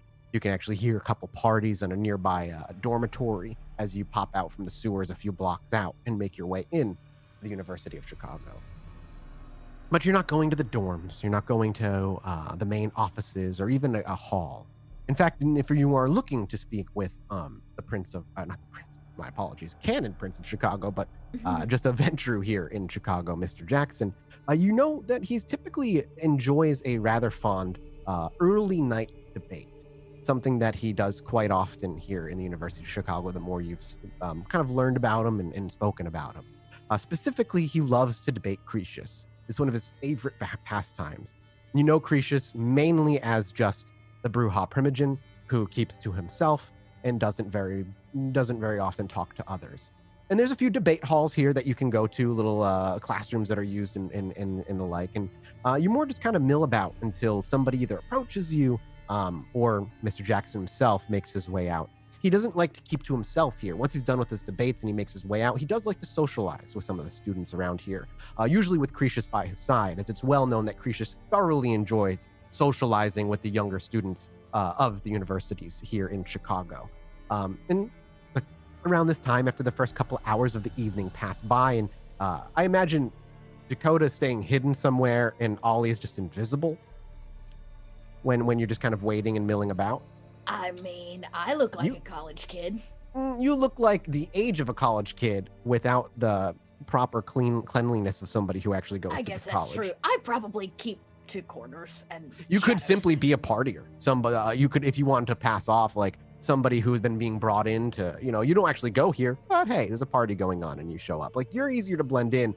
I'm more curious, I guess, if Ollie is invisible. No, Ollie's got his hood up. He's wearing like street clothes. And he already keeps himself fairly clean. Plus, he's got his mask. He just kind of stands around, a large, imposing figure. Yeah, I'm going to kind of be like looking. I want to find them, and I don't mind catching them in their debate. There's a few students that kind of mill about. This is not a packed courtyard or area of like the university anyway. A few people have their books and a backpack, clearly doing some late night studies, while others are stumbling around and having a good time. And there's music coming from dorms all over. But eventually, there's a little bit of noise from the pocket of these halls that you're waiting on the outside, as you can clearly see Mr. Jackson next to a large white bearded man, completely bald, dressed relatively nicely, making his way out, walking much, much slower than Mr. Jackson. The two of them are very pleasantly speaking, smiles across their face. There does not seem to be an air of professionalism between the two of them at this moment. It does seem like two good friends having a conversation, and tailing them, there's three students, two males and a female, that are all part of the conversation, but clearly not the center part of the conversation, just interjecting here and there. Kevin Jackson and Cretius turn around and speak with them every so often. And they make their way out, and there's a little bit of a bit more conversation before there's a clear goodbye. And the students actually go off with Cretius, walking off towards the dorms as he laughs amongst them. And Mr. Jackson, losing that kind of social demeanor, kind of gathering himself, and with his suit on, the purple tie, and he tightens his white gloves, begins to leave. I'll move up in his direction. You make your way over towards him. Dakota, you see him as well. Do you do the same? I can't really see Ollie, so I just gotta. I mean, I'm not here to talk. Right. No, I know. I just didn't know if you wanted to make yourself known, or you're just gonna kind of watch from a distance. He'll either know me or he doesn't, And if he doesn't, that's his own fault. So I'll trail, but I'm not going to make myself known. This isn't my Okay. combo. So, Ollie, do you just walk up right next to him as he's walking down a sidewalk with a lawn on each side? And you kind of just step up next to him, and he actually stops and he turns to face you. Clearly no recognition immediately on his face. And he says, "I'm sorry. Can I help you, sir?" Mr. Jackson. As you speak, the voice is immediately recognized, and he smiles. "Ah, Mr. Hopkins, please walk with me." And he turns and continues to leave, not noticing Dakota's probably a few feet behind, just tailing and keeping an eye. You spill out into the sidewalk where many more bodies are at this point. Cars are ripping by. But he stays in the thick of it, in the thick of the crowd. And as he makes a good distance, a block or two away from the university, he actually begins to speak openly. "How can I help you, Mr. Hopkins? It is good to see you." Likewise. I was hoping that we could find a place to sit down and have a conversation. "I see. Privacy is important then." Yes. He thinks for a moment before he pulls out a cell phone, which catches you off guard, as you know the rules are specifically on technology. He makes a quick call, and he says a few words, gives clear directions as to what street he's on before he hangs up and slides the cell phone into his pocket. "A driver will be arriving, and we'll speak and drive." Very well. He stops and waits patiently. Go Has ahead. Dakota made herself Not close unless by? she wants to. I mean, I'm close enough where you can see me, but I've not said anything. I'm just watching. And he hasn't noticed her remotely. Do you mind if we have some company? I didn't come alone, and she hasn't immediately said anything. He just but simply goes, "And who would be joining us?" Dakota. "She's welcome." As she says that, a black car with tinted windows drives up. A driver, a young, very gorgeous-looking woman, walks around the back end and pulls open the door and ushers all three of you in. It's multi-layered, so there's it has like a U-ed seat. It's not a true limo, but it's a little bit stretched for all of you to fit in. And she makes her way to the front, shuts the side door, and the car roars to life and enters the active traffic of the night. He seems to relax a little bit, unbuttons just the top button, and begins to slowly pull off both of his gloves before placing them gently on the dashboard nearby, and then faces to the two of you. "Well, I would lie if I said it wasn't a pleasure to see you. All of our interactions at this point have been wonderful. But hunting me down, and how can I help?" And he kind of cuts his own running thoughts off. Well, as someone recently said to me, the city is moving. It is alive. And I do not disagree with them. Your driver, you trust them. There's a tinted window between you and them, and he gives it a hard knock, and you can hear how thick it is, even if I didn't. And he just chuckles. Well, Mr. Jackson, I'd like to be very forward then. I'm not sure if you're aware of it, but you've probably heard that Miss Camille Delanoir has gone missing. He gives a very slow nod. "Rumors. Nothing confirmed to me yet. Still working on that information. But if it's to be true..." Likewise, we had some affiliation with Camille as well, and it would be a shame to have seen her step away for any reason, but it's yet to be seen. He gives a very casual, yes, a shame. Not even attempting to hide. Yeah. But if she were to stay gone too long and the position of Primogen were to open, I wanted to see to you personally to endorse those feelings of you taking the seat of Primogen for the Ventru. He gives a very gentle grin, his eyes still gazing out the window as the road rolls by. Doesn't ever look to you before he just kind of reaches forward, and you realize there's a small area where there's ice and some drink kept, and he pulls out a small bottle and pours himself only a glass. He takes a deep breath, indicating Flush of Life has activated before he takes a sip, still gazing out at the city. "I truly enjoy nothing more than the Chicago skyline. It speaks of its beauty, man-made. a testament to what we can do given time and resources. His eyes eventually roll from the window over to Oliver Hopkins. I sincerely appreciate your endorsement. It has been on my mind. Should Camille disappear and not return, that seat would have to be filled.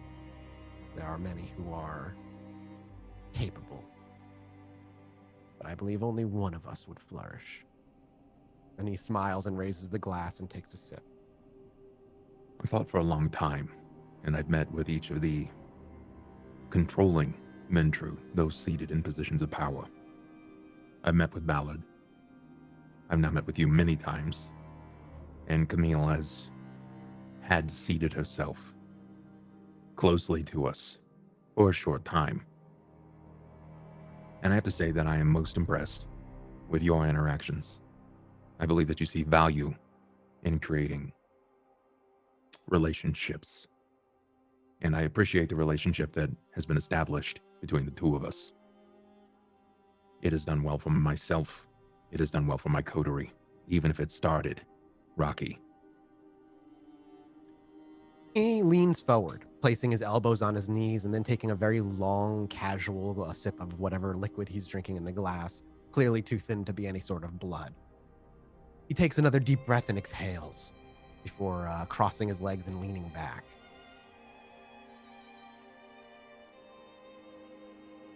There's a value in honesty that a lot of kindred don't hold. But the three of you, or rather, your coterie, in all the times that I've at least dealt with them, you've been upfront.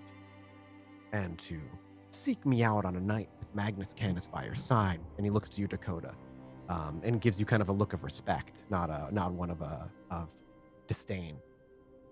And to openly speak of such sways of power directly to me. It speaks of your trust in me, with how many or how little interactions we've actually had, you see. Let me allow you to lay a small lesson upon you. While I do appreciate your willingness to back me, bringing Dakota, Magnus Canis, before me, and speaking of this, could be used against her. I could walk to the very prince, not knowing that the Primogen is gone, and say how simply you're planning to usurp her could cause problems. But there's also respect and the risk of coming forward and knowing, or at least to yourself, trusting me as much as you've had, trusting that our interactions have been more than just business, boons, and a trade. There's a true relationship budding there. Sure, kindred could climb the ladder on boons and favors alone, but one only holds power when he has a true relationship with those that he rules over. Respect. For being honest. It's appreciated greatly. And I welcome your backing when the time, if it comes. Now, I don't imagine you... Please. I would like to continue that relationship. And Mr. Jackson, I must be candid, continued so. I understand that you admire the respect, and I admire you for maintaining me in an equal eye, even if I am not Ventru. Snitch speaks highly of you. Understand that to some, that carries a lot of weight. I've been very on board, above board even, on most scenarios, and I find lying to be an unfortunate thing. I'd rather carry myself honestly. See, Mr. Jackson, if you lie, you gotta keep lying to cover that lie. And that's boring, and takes way too much damn energy. So I'd rather just take one on the chin and keep moving forward. I punch up, and I definitely try not to punch down. But I also recognize that while I could trade in boons and in favors consistently, I'm more valuable to you alive than dead. There is respect, there is no doubt. You've earned it. You've backed me up, you've defended me in many cases and scenarios when you definitely didn't have to. But I am still a tool to a lot of people. And I still consistently show everyone the value in keeping Oliver Hopkins alive.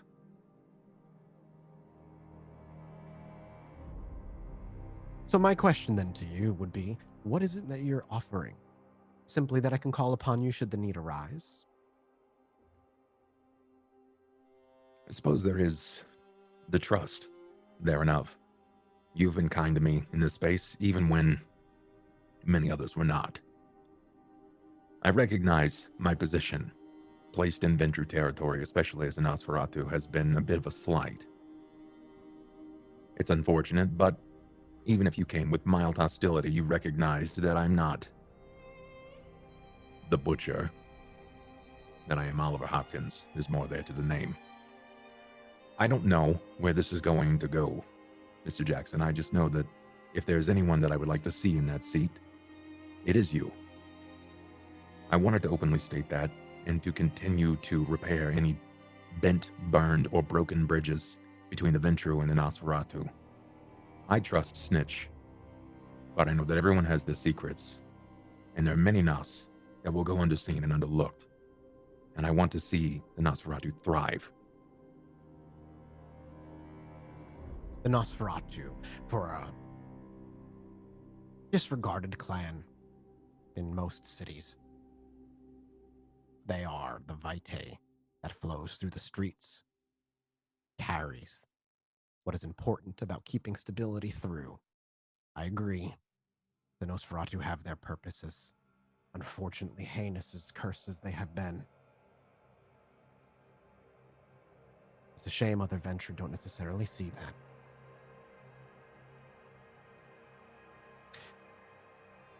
And no, should I find a seat on the Primogen Council, and should Cain bless me with such power, you would have a friendly gaze upon your coterie, and a friendly face among the council. I look to Dakota and see if there's anything there that she has to interject with or to say.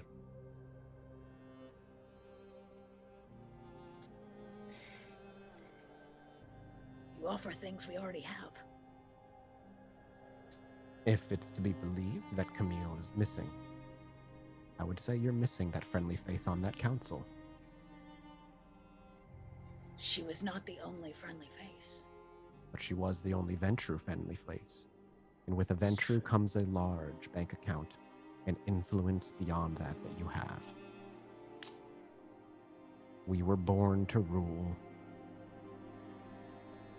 That is our fate, always. As is the fate of a ruler, right?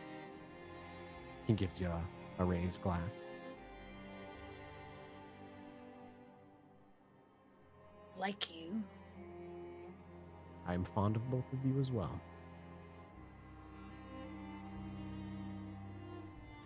It's not often a child makes it a decade without dying.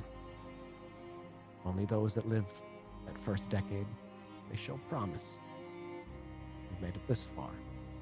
So I'm told, over and over and over and over.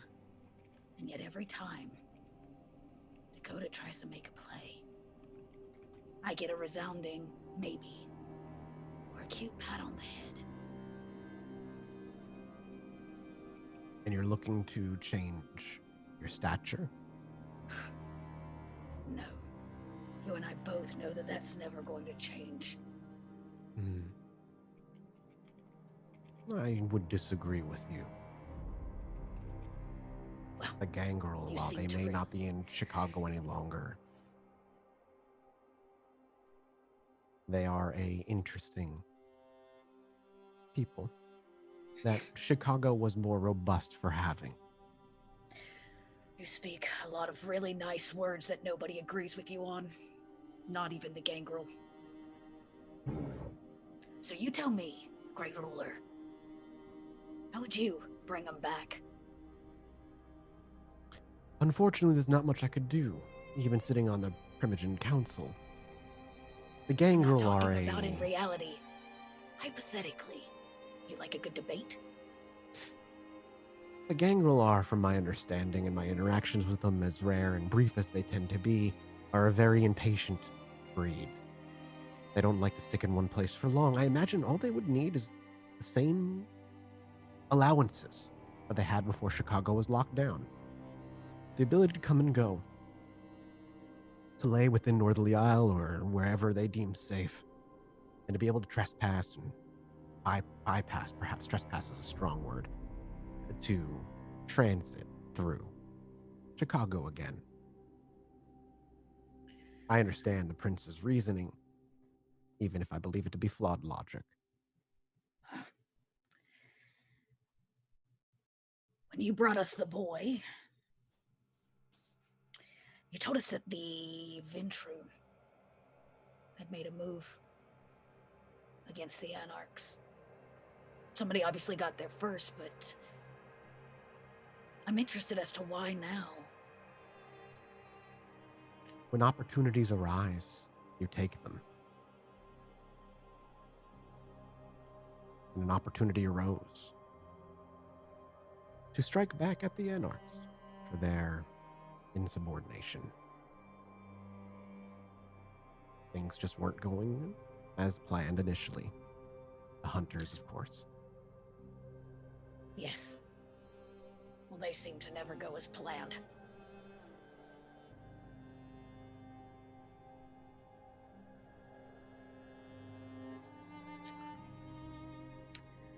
I'm here tonight for Ollie, not for you.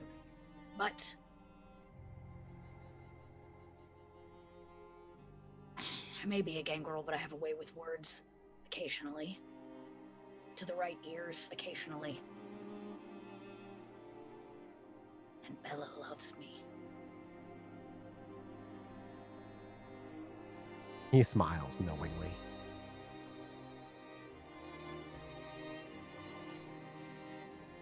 So I can put in a good word. He just nods.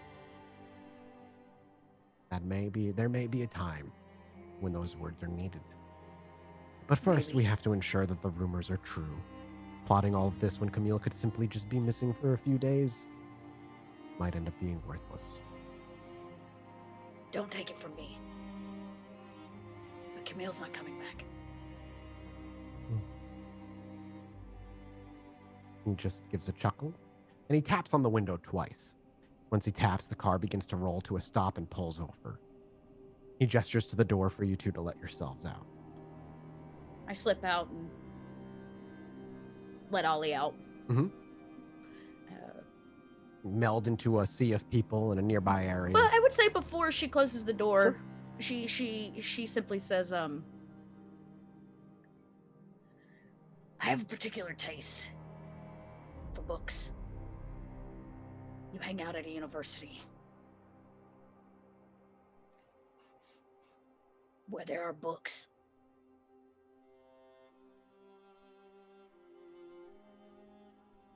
Are you asking me to pick you out a book? I'm asking you to use your charming ways to see if I can't gain access to the books. He just smiles. The university is my domain. It's my choice. Good to know. And as you say that, he actually just nods for you to shut the door. look to Ollie in case Ollie has anything to say. Nope. The door shuts. The car rolls away, leaving the two of you on the street. Well, that went better than I thought it would have. About as I expected. Yeah. Think anything else you got going on tonight? Nope. I was gonna, sit around and wait for Baron to arrive, but Well, I gotta make a few more stops. Gotta get some connections lined up. Plus, I need to meet with someone about moving a lot of paperweights.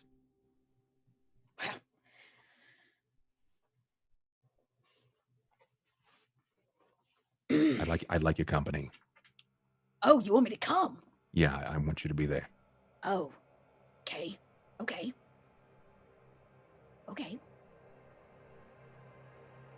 I'll lead the way. All right. The camera will move. Now, instead of being north, you head south, past the bar, past the contested territories, and eventually into the back of the yards, where piles of scrap cars are mounted next to each other, and an endless path is walked by Crowley again.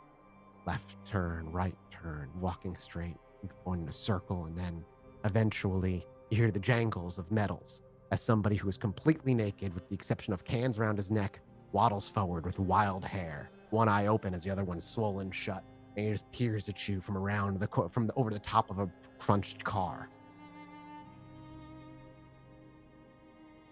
Hey, what are you here for?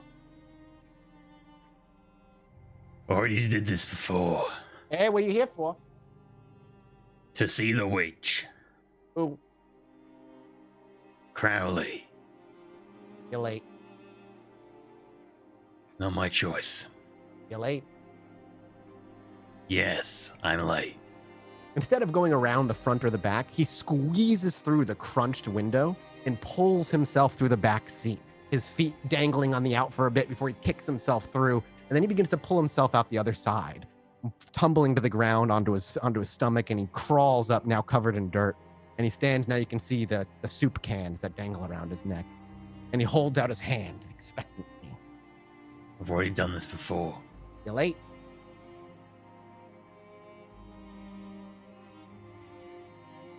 Take me to the witch. You are late. Look, it's been a very long last week. I've already done this. I've already given her a gift. I've already paid my due. Take me to the witch. Now, please. He looks down to himself. He actually does a jump, and then he looks back up. You're late. Do you frenzy check? I'm going to frenzy check.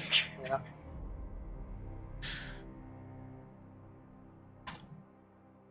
You're fine. I want to save my life. You're too human.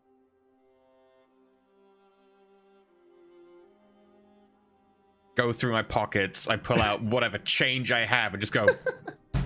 You just empty your pockets and kind of throw things on the ground. He bends over, and he doesn't bend over with his knees. He keeps I his put knees them in his locked. hand, but like quite hard. Like, Oh, you place them in the hand quite hard, and as it hit, his wrist kind of just bends back, and they spill onto the ground. right. He then turns done. his back to you, and he bends over, but not in a normal way. He keeps his legs locked, and he's very flexible, and he just bends straight over in front of you, bare ass, and just starts picking through random bits and bobs in front of you. He leaves all the money on the ground and picks up everything that's garbage, and he starts stuffing them into each individual can, one at a time. Probably like hear some something- receipts and stuff. Yeah, and, you hear like a that's it. dink of like a pebble that was in your freaking pocket. You hear the crumpling of paper. You hear like what sounds like the dink of your paper clip that was in there, and he just very slowly begins to fill all of his cans.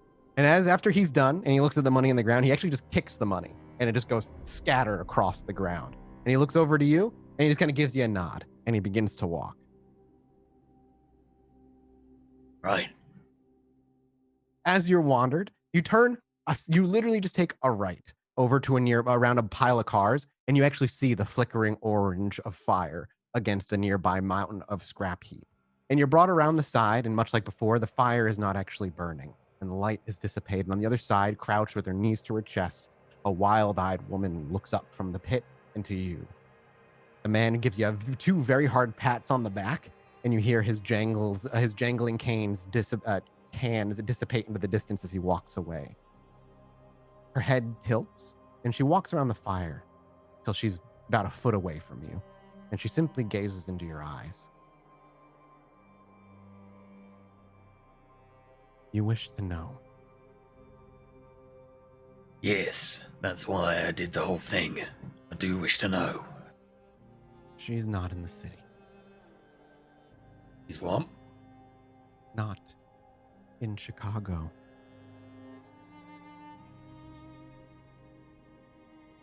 This is no frenzy check. Yeah, it's fine. Then where is she?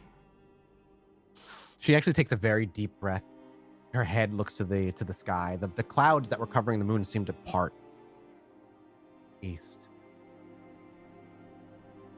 She was taken east by mortals, kind. There's a lot of east. There is. Okay, more specifically, where? she's still moving. Wherever she is, it's not where she's supposed to be, not yet. East. Can you tell me where she's going to be? She simply shakes her head. I'll give you more blood. It is not that simple. What can I give you? For what? For where she'll be. You have to wait How long? until she arrives.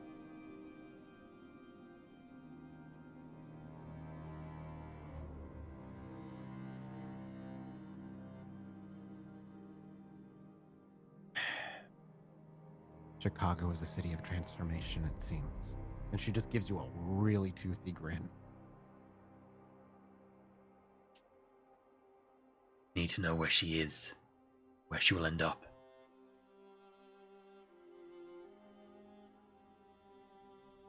I have given you all I know. Then look harder.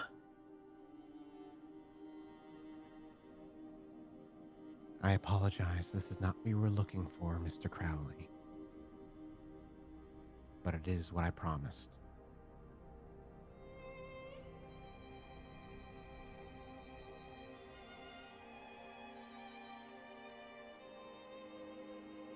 Can you do anything more?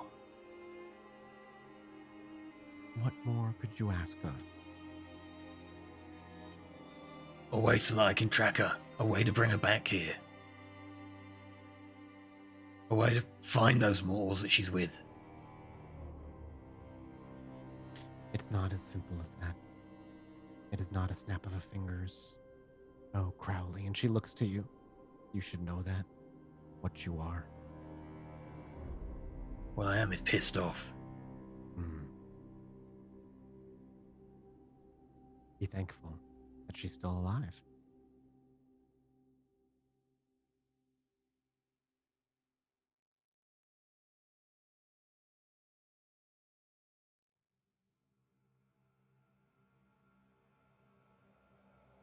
Do I just keep coming back here every week asking if she's now stationary and ready for you to do your trace mumbo jumbo on again? Is that something you wish? I need to know where she is.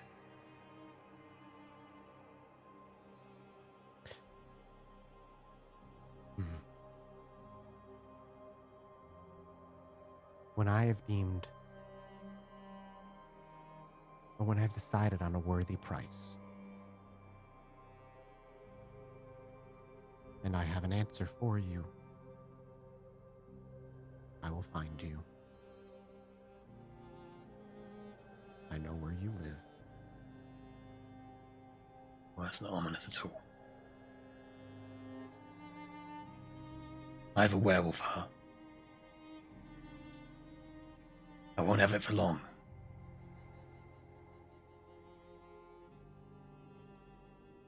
You have a deal.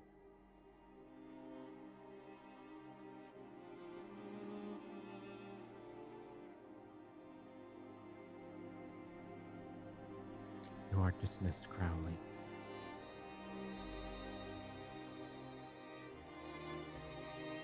You're dismissed. As you say that, Turns you around. Yep, you just walk away. As you turn the corner, you see the flickering fire before it falls out of sight, and with only a few steps, you're suddenly at the exit.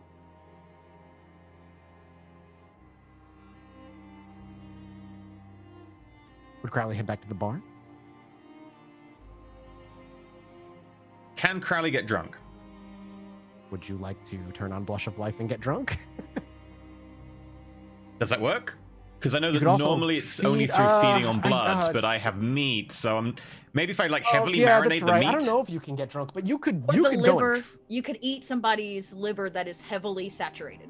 Yeah, but you have to kill somebody to do Yeah, I can't. I That's. won't. I mean. Could I Yeah. like You heavily could just Blush of pour Life brandy can. over the liver? I mean, yeah, you could. You could literally just. I mean, it wouldn't work the same way. Yeah. Can you get drunk at Blush of Life, chat? Is that? I don't even know off the top of my head. Can you get drunk with Blush of Life? I don't think you do because you don't actually eat or metabolize anything. I You don't just think so throw it up either. an I hour don't think later. so. Yeah. It would just be. So if you I could- had you to can get- Normally you turn just on- feed on someone who's drunk. Yeah. Just feed on. Yeah, blood magic and spiked blood is basically it. So Yeah. you could turn on Blush of Life and then drink. Nothing would happen. No, you would just drink a lot.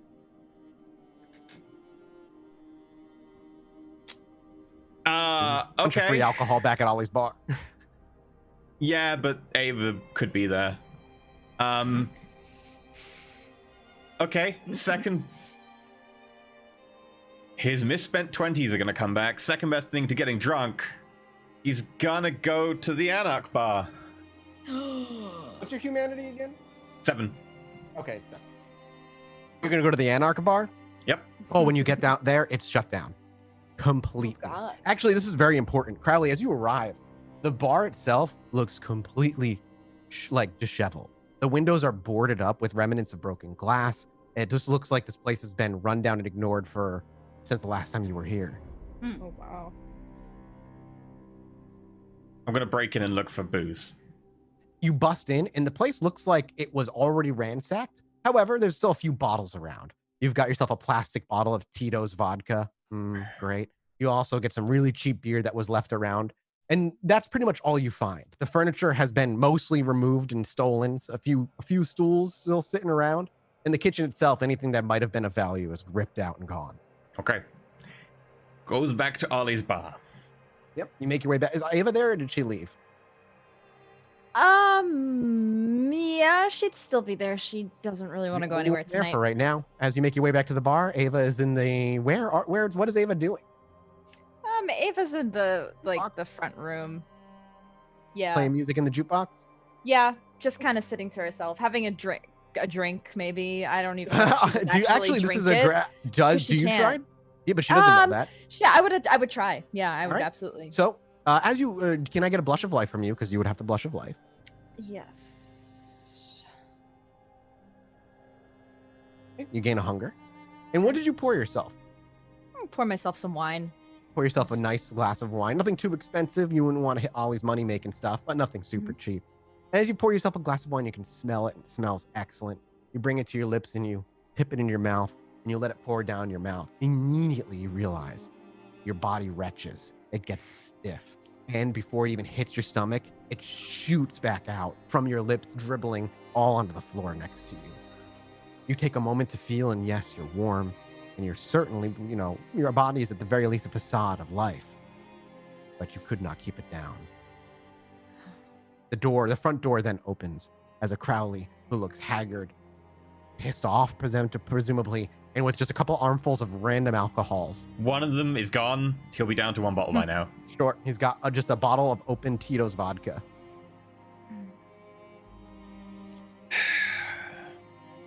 You know, I really fucking don't like about this. About what?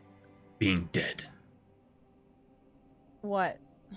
I can't even get drunk if I try. Crowley's just gonna neck one of the Yep. bottles, just glug, glug, glug, glug, glug, glug, glug, glug, glug, glug, glug. Nothing. No fucking you- point. You're trying to get drunk? I try to get drunk. I try to even go look for a fight. They shut the fucking bar. Shut the bar? Yeah. Went back to that place run by that chick who worked with the Giovanni who fucked up my door, looking for a nice fight. Nothing. Wow. Wow. Well, guess things really aren't working out that well for the Anarchs. Unfortunate. Yeah. And my daughter, it's not even in fucking Chicago anymore. She's not even stationary. She's moving, unable to be found, going east. She's not in Chicago.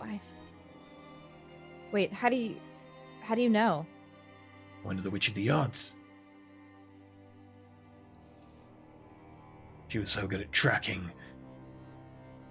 Malik. Why not? Low price of some of my blood.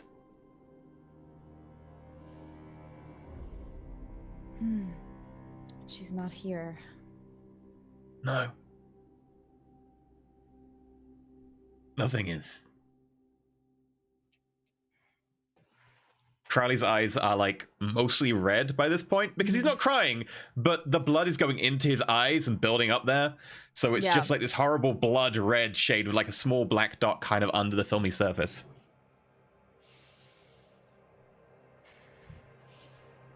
There's still a chance we could find her, even though she's Yeah. not here. Which of the odds is going to find me and tell me? If she knows. If she can. Maybe.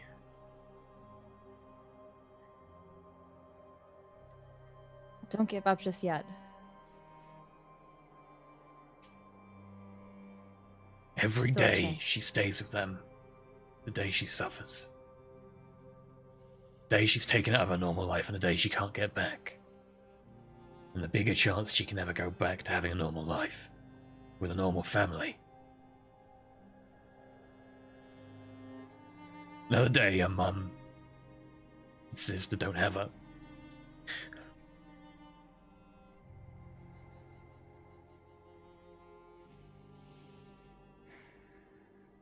And the people I trust to talk to understand, just give me bullshit.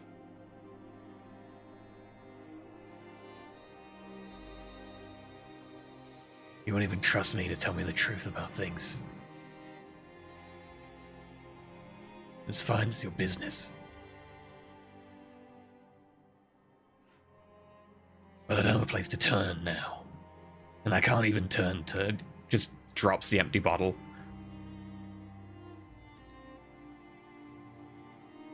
I can't even go punch someone in the face.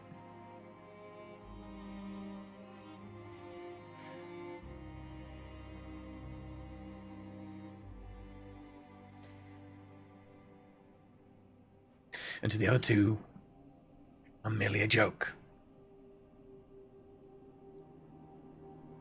What makes you think that? It's always about my fashion sense. It's always about my secret store of Nazi gold. Ava will be puzzled with that one, but...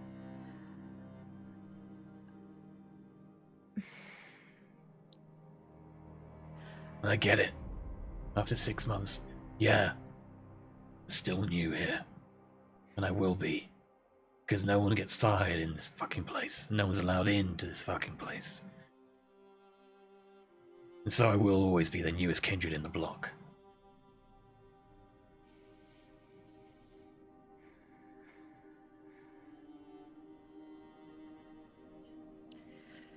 And it turns out the one reason I'm here is to do the same thing that I got torn away to do elsewhere. Be fucking hitman.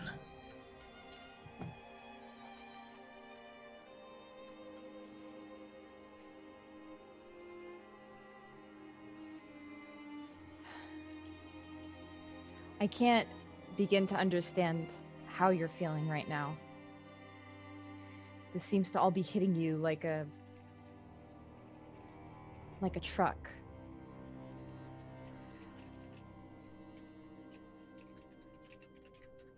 I just don't want you to give up just yet.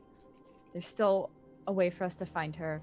Dakota and Ollie are still here to help you.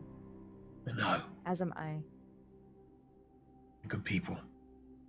They are. And you're not just a joke.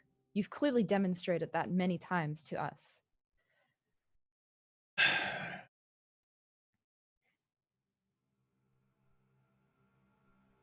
Yeah. And you? I'm here as well. I'm not going anywhere.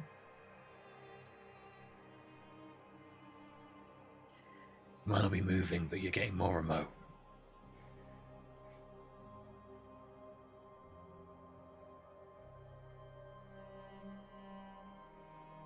And apparently you can't even enjoy wine. Yeah, I'm just gonna need to clean this up because I'll fucking do it. Unfortunate, but it's not the worst thing in the world. Whatever. It is what it is.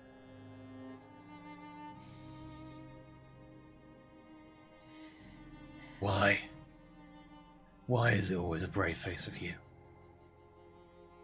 It's not a brave you you're hurting, but it's always a brave face. Because that's what I do best. No.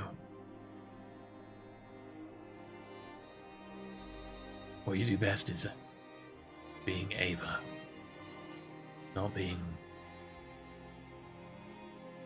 Goes over to find a mop.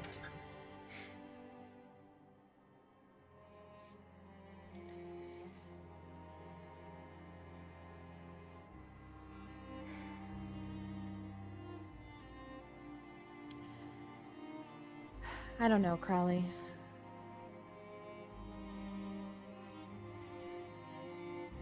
There's a lot of stuff going on right now, obviously, in all of our lives.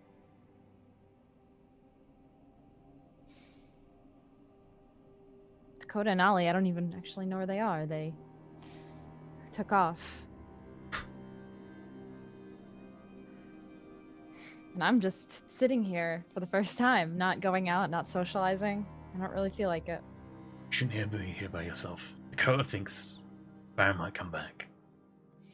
Well, at least somebody would have been here to greet him.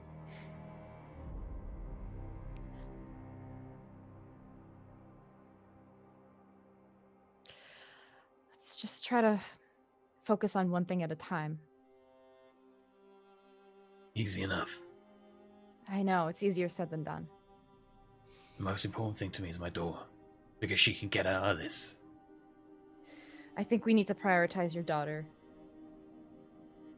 But we can't. Because I agree. Because she's not here. I know. I don't know what we're going to do about that, but if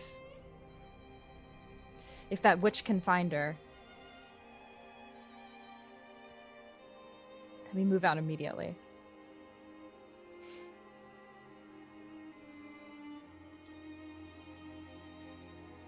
Does the conversation sort of trail off there? Probably. Crowley puts a whole load of money in the till. Maybe he even puts like a bit of a cut gold bar into the till and just proceeds to drink as many things as he can, constantly just trying, hoping. And on that desperate last scene of throwing money in the till and he just starts downing drinks, we'll fade to black and we'll return in 2 weeks' time. Okay. Glad we're ending on a happy note. Have we ever ended on a like in the past like 5 sessions? I don't There think we've was an ever ended- episode where we all just had a nice time. There was one. That was You're like dancing. months ago. Yeah, there was dancing involved. Then you hit a pile of dominoes and you just knocked them over. Yep. We've not ended on a happy note in a long time. That's what Crowley needs to go with the booze. A dominoes. There we go. Anyway. Right, so going through announcements again. Today's supporter is Hero Sheep. Tell Layla I said hello. Anyway, thank you very much for supporting today's episode, making it possible to do this. Secondly, Patreon stuff. Cammy and Saito character sheets are up. The Last Ditch episode 2 character sheets are up. And Temper from Ascension also up. So there's a whole load of stuff on the Patreon. And also, coming soon is a monthly recap, NPC name post, and more. Also, the Ascension After Show is now out, so if you want to see the After Show for the last episode of Ascension, feel free to go check that out. And also, Maggie's now engaged, so go bug her on the Discord if you haven't already. So, with that all said and done, we're going to go around and catch people until next time. Let's start off with, I guess, we'll start with Mathis this time. Mathis, who are you? What are you doing when we find you? I'm Mathis. You can find me everywhere under that name, and Chilluminati podcast once a week as well, where we do comedy, paranormal nonsense stuff. It's great. My YouTube channel where you can get a bunch of like story games. I'm couple weeks you'll see a new game out there. I can't really talk about it. I'm really excited to play it, and we're also got a bunch of other things. We're trying to finish up Carrion right now on the channel. Other than that, that's it for me. Cool. That's it. Let's go to, I guess, the person who might not have a chance to do this as their character at some point in the future, given the things she keeps getting into. Ava Heloise, Miss Magitech, who are you? Hi, everybody. I'm Tracy, Miss Magitech. You can find me at Miss Magitech at all the places. Yeah, follow me on social if you want to see me talk about tabletop stuff and other RPG things. But yeah, that's me. Cool. The one with the powerful friends and the fundraising backseats of limos, Oliver Hopkins. What about you, Bub? What is there to say, man? I'm Bub. You guys know all about me. I'm doing things on the internet.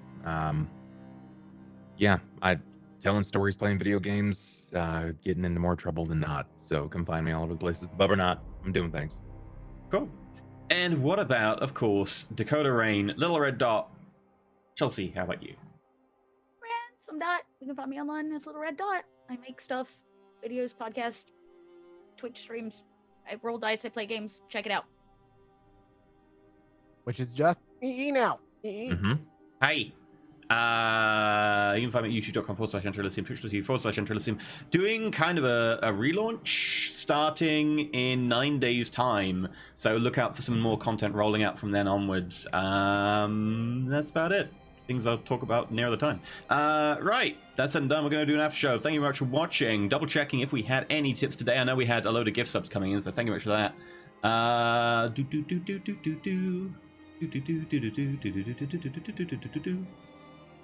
Also, now I own a weird, freaky plant, apparently. We'll see what happens with that. A weird, freaky plant. It's I a little mean- budding plant that's growing in your pot. Yeah. Apparently, I've just got a weird, freaky. Exactly. Oh, It's a blue the stem's orchid green plant. screen a little bit, so like. Yeah, a little bit. Yeah. This looks like Right. Today we had Tony Hawk. Ooh, finally. wow. $2.50. Do Cheap a motherfucker, you're kickflip. rich. God damn it, Tony Hawk. Thank you very much. Right, okay. That's it for today. Though tomorrow will be the last ditch, episode 3, so go check that out. And of course, we'll be back in 2 weeks' time. There will also be a thing in a week's time. We'll be announcing that throughout the week. And it'll be Ascension on Thursday. But until next time, may the dice roll over in your favor. And remember, if you're given a choice between life and diablerie, always choose destroying someone's soul to save your own. Bye. Bye, guys. Goodbye.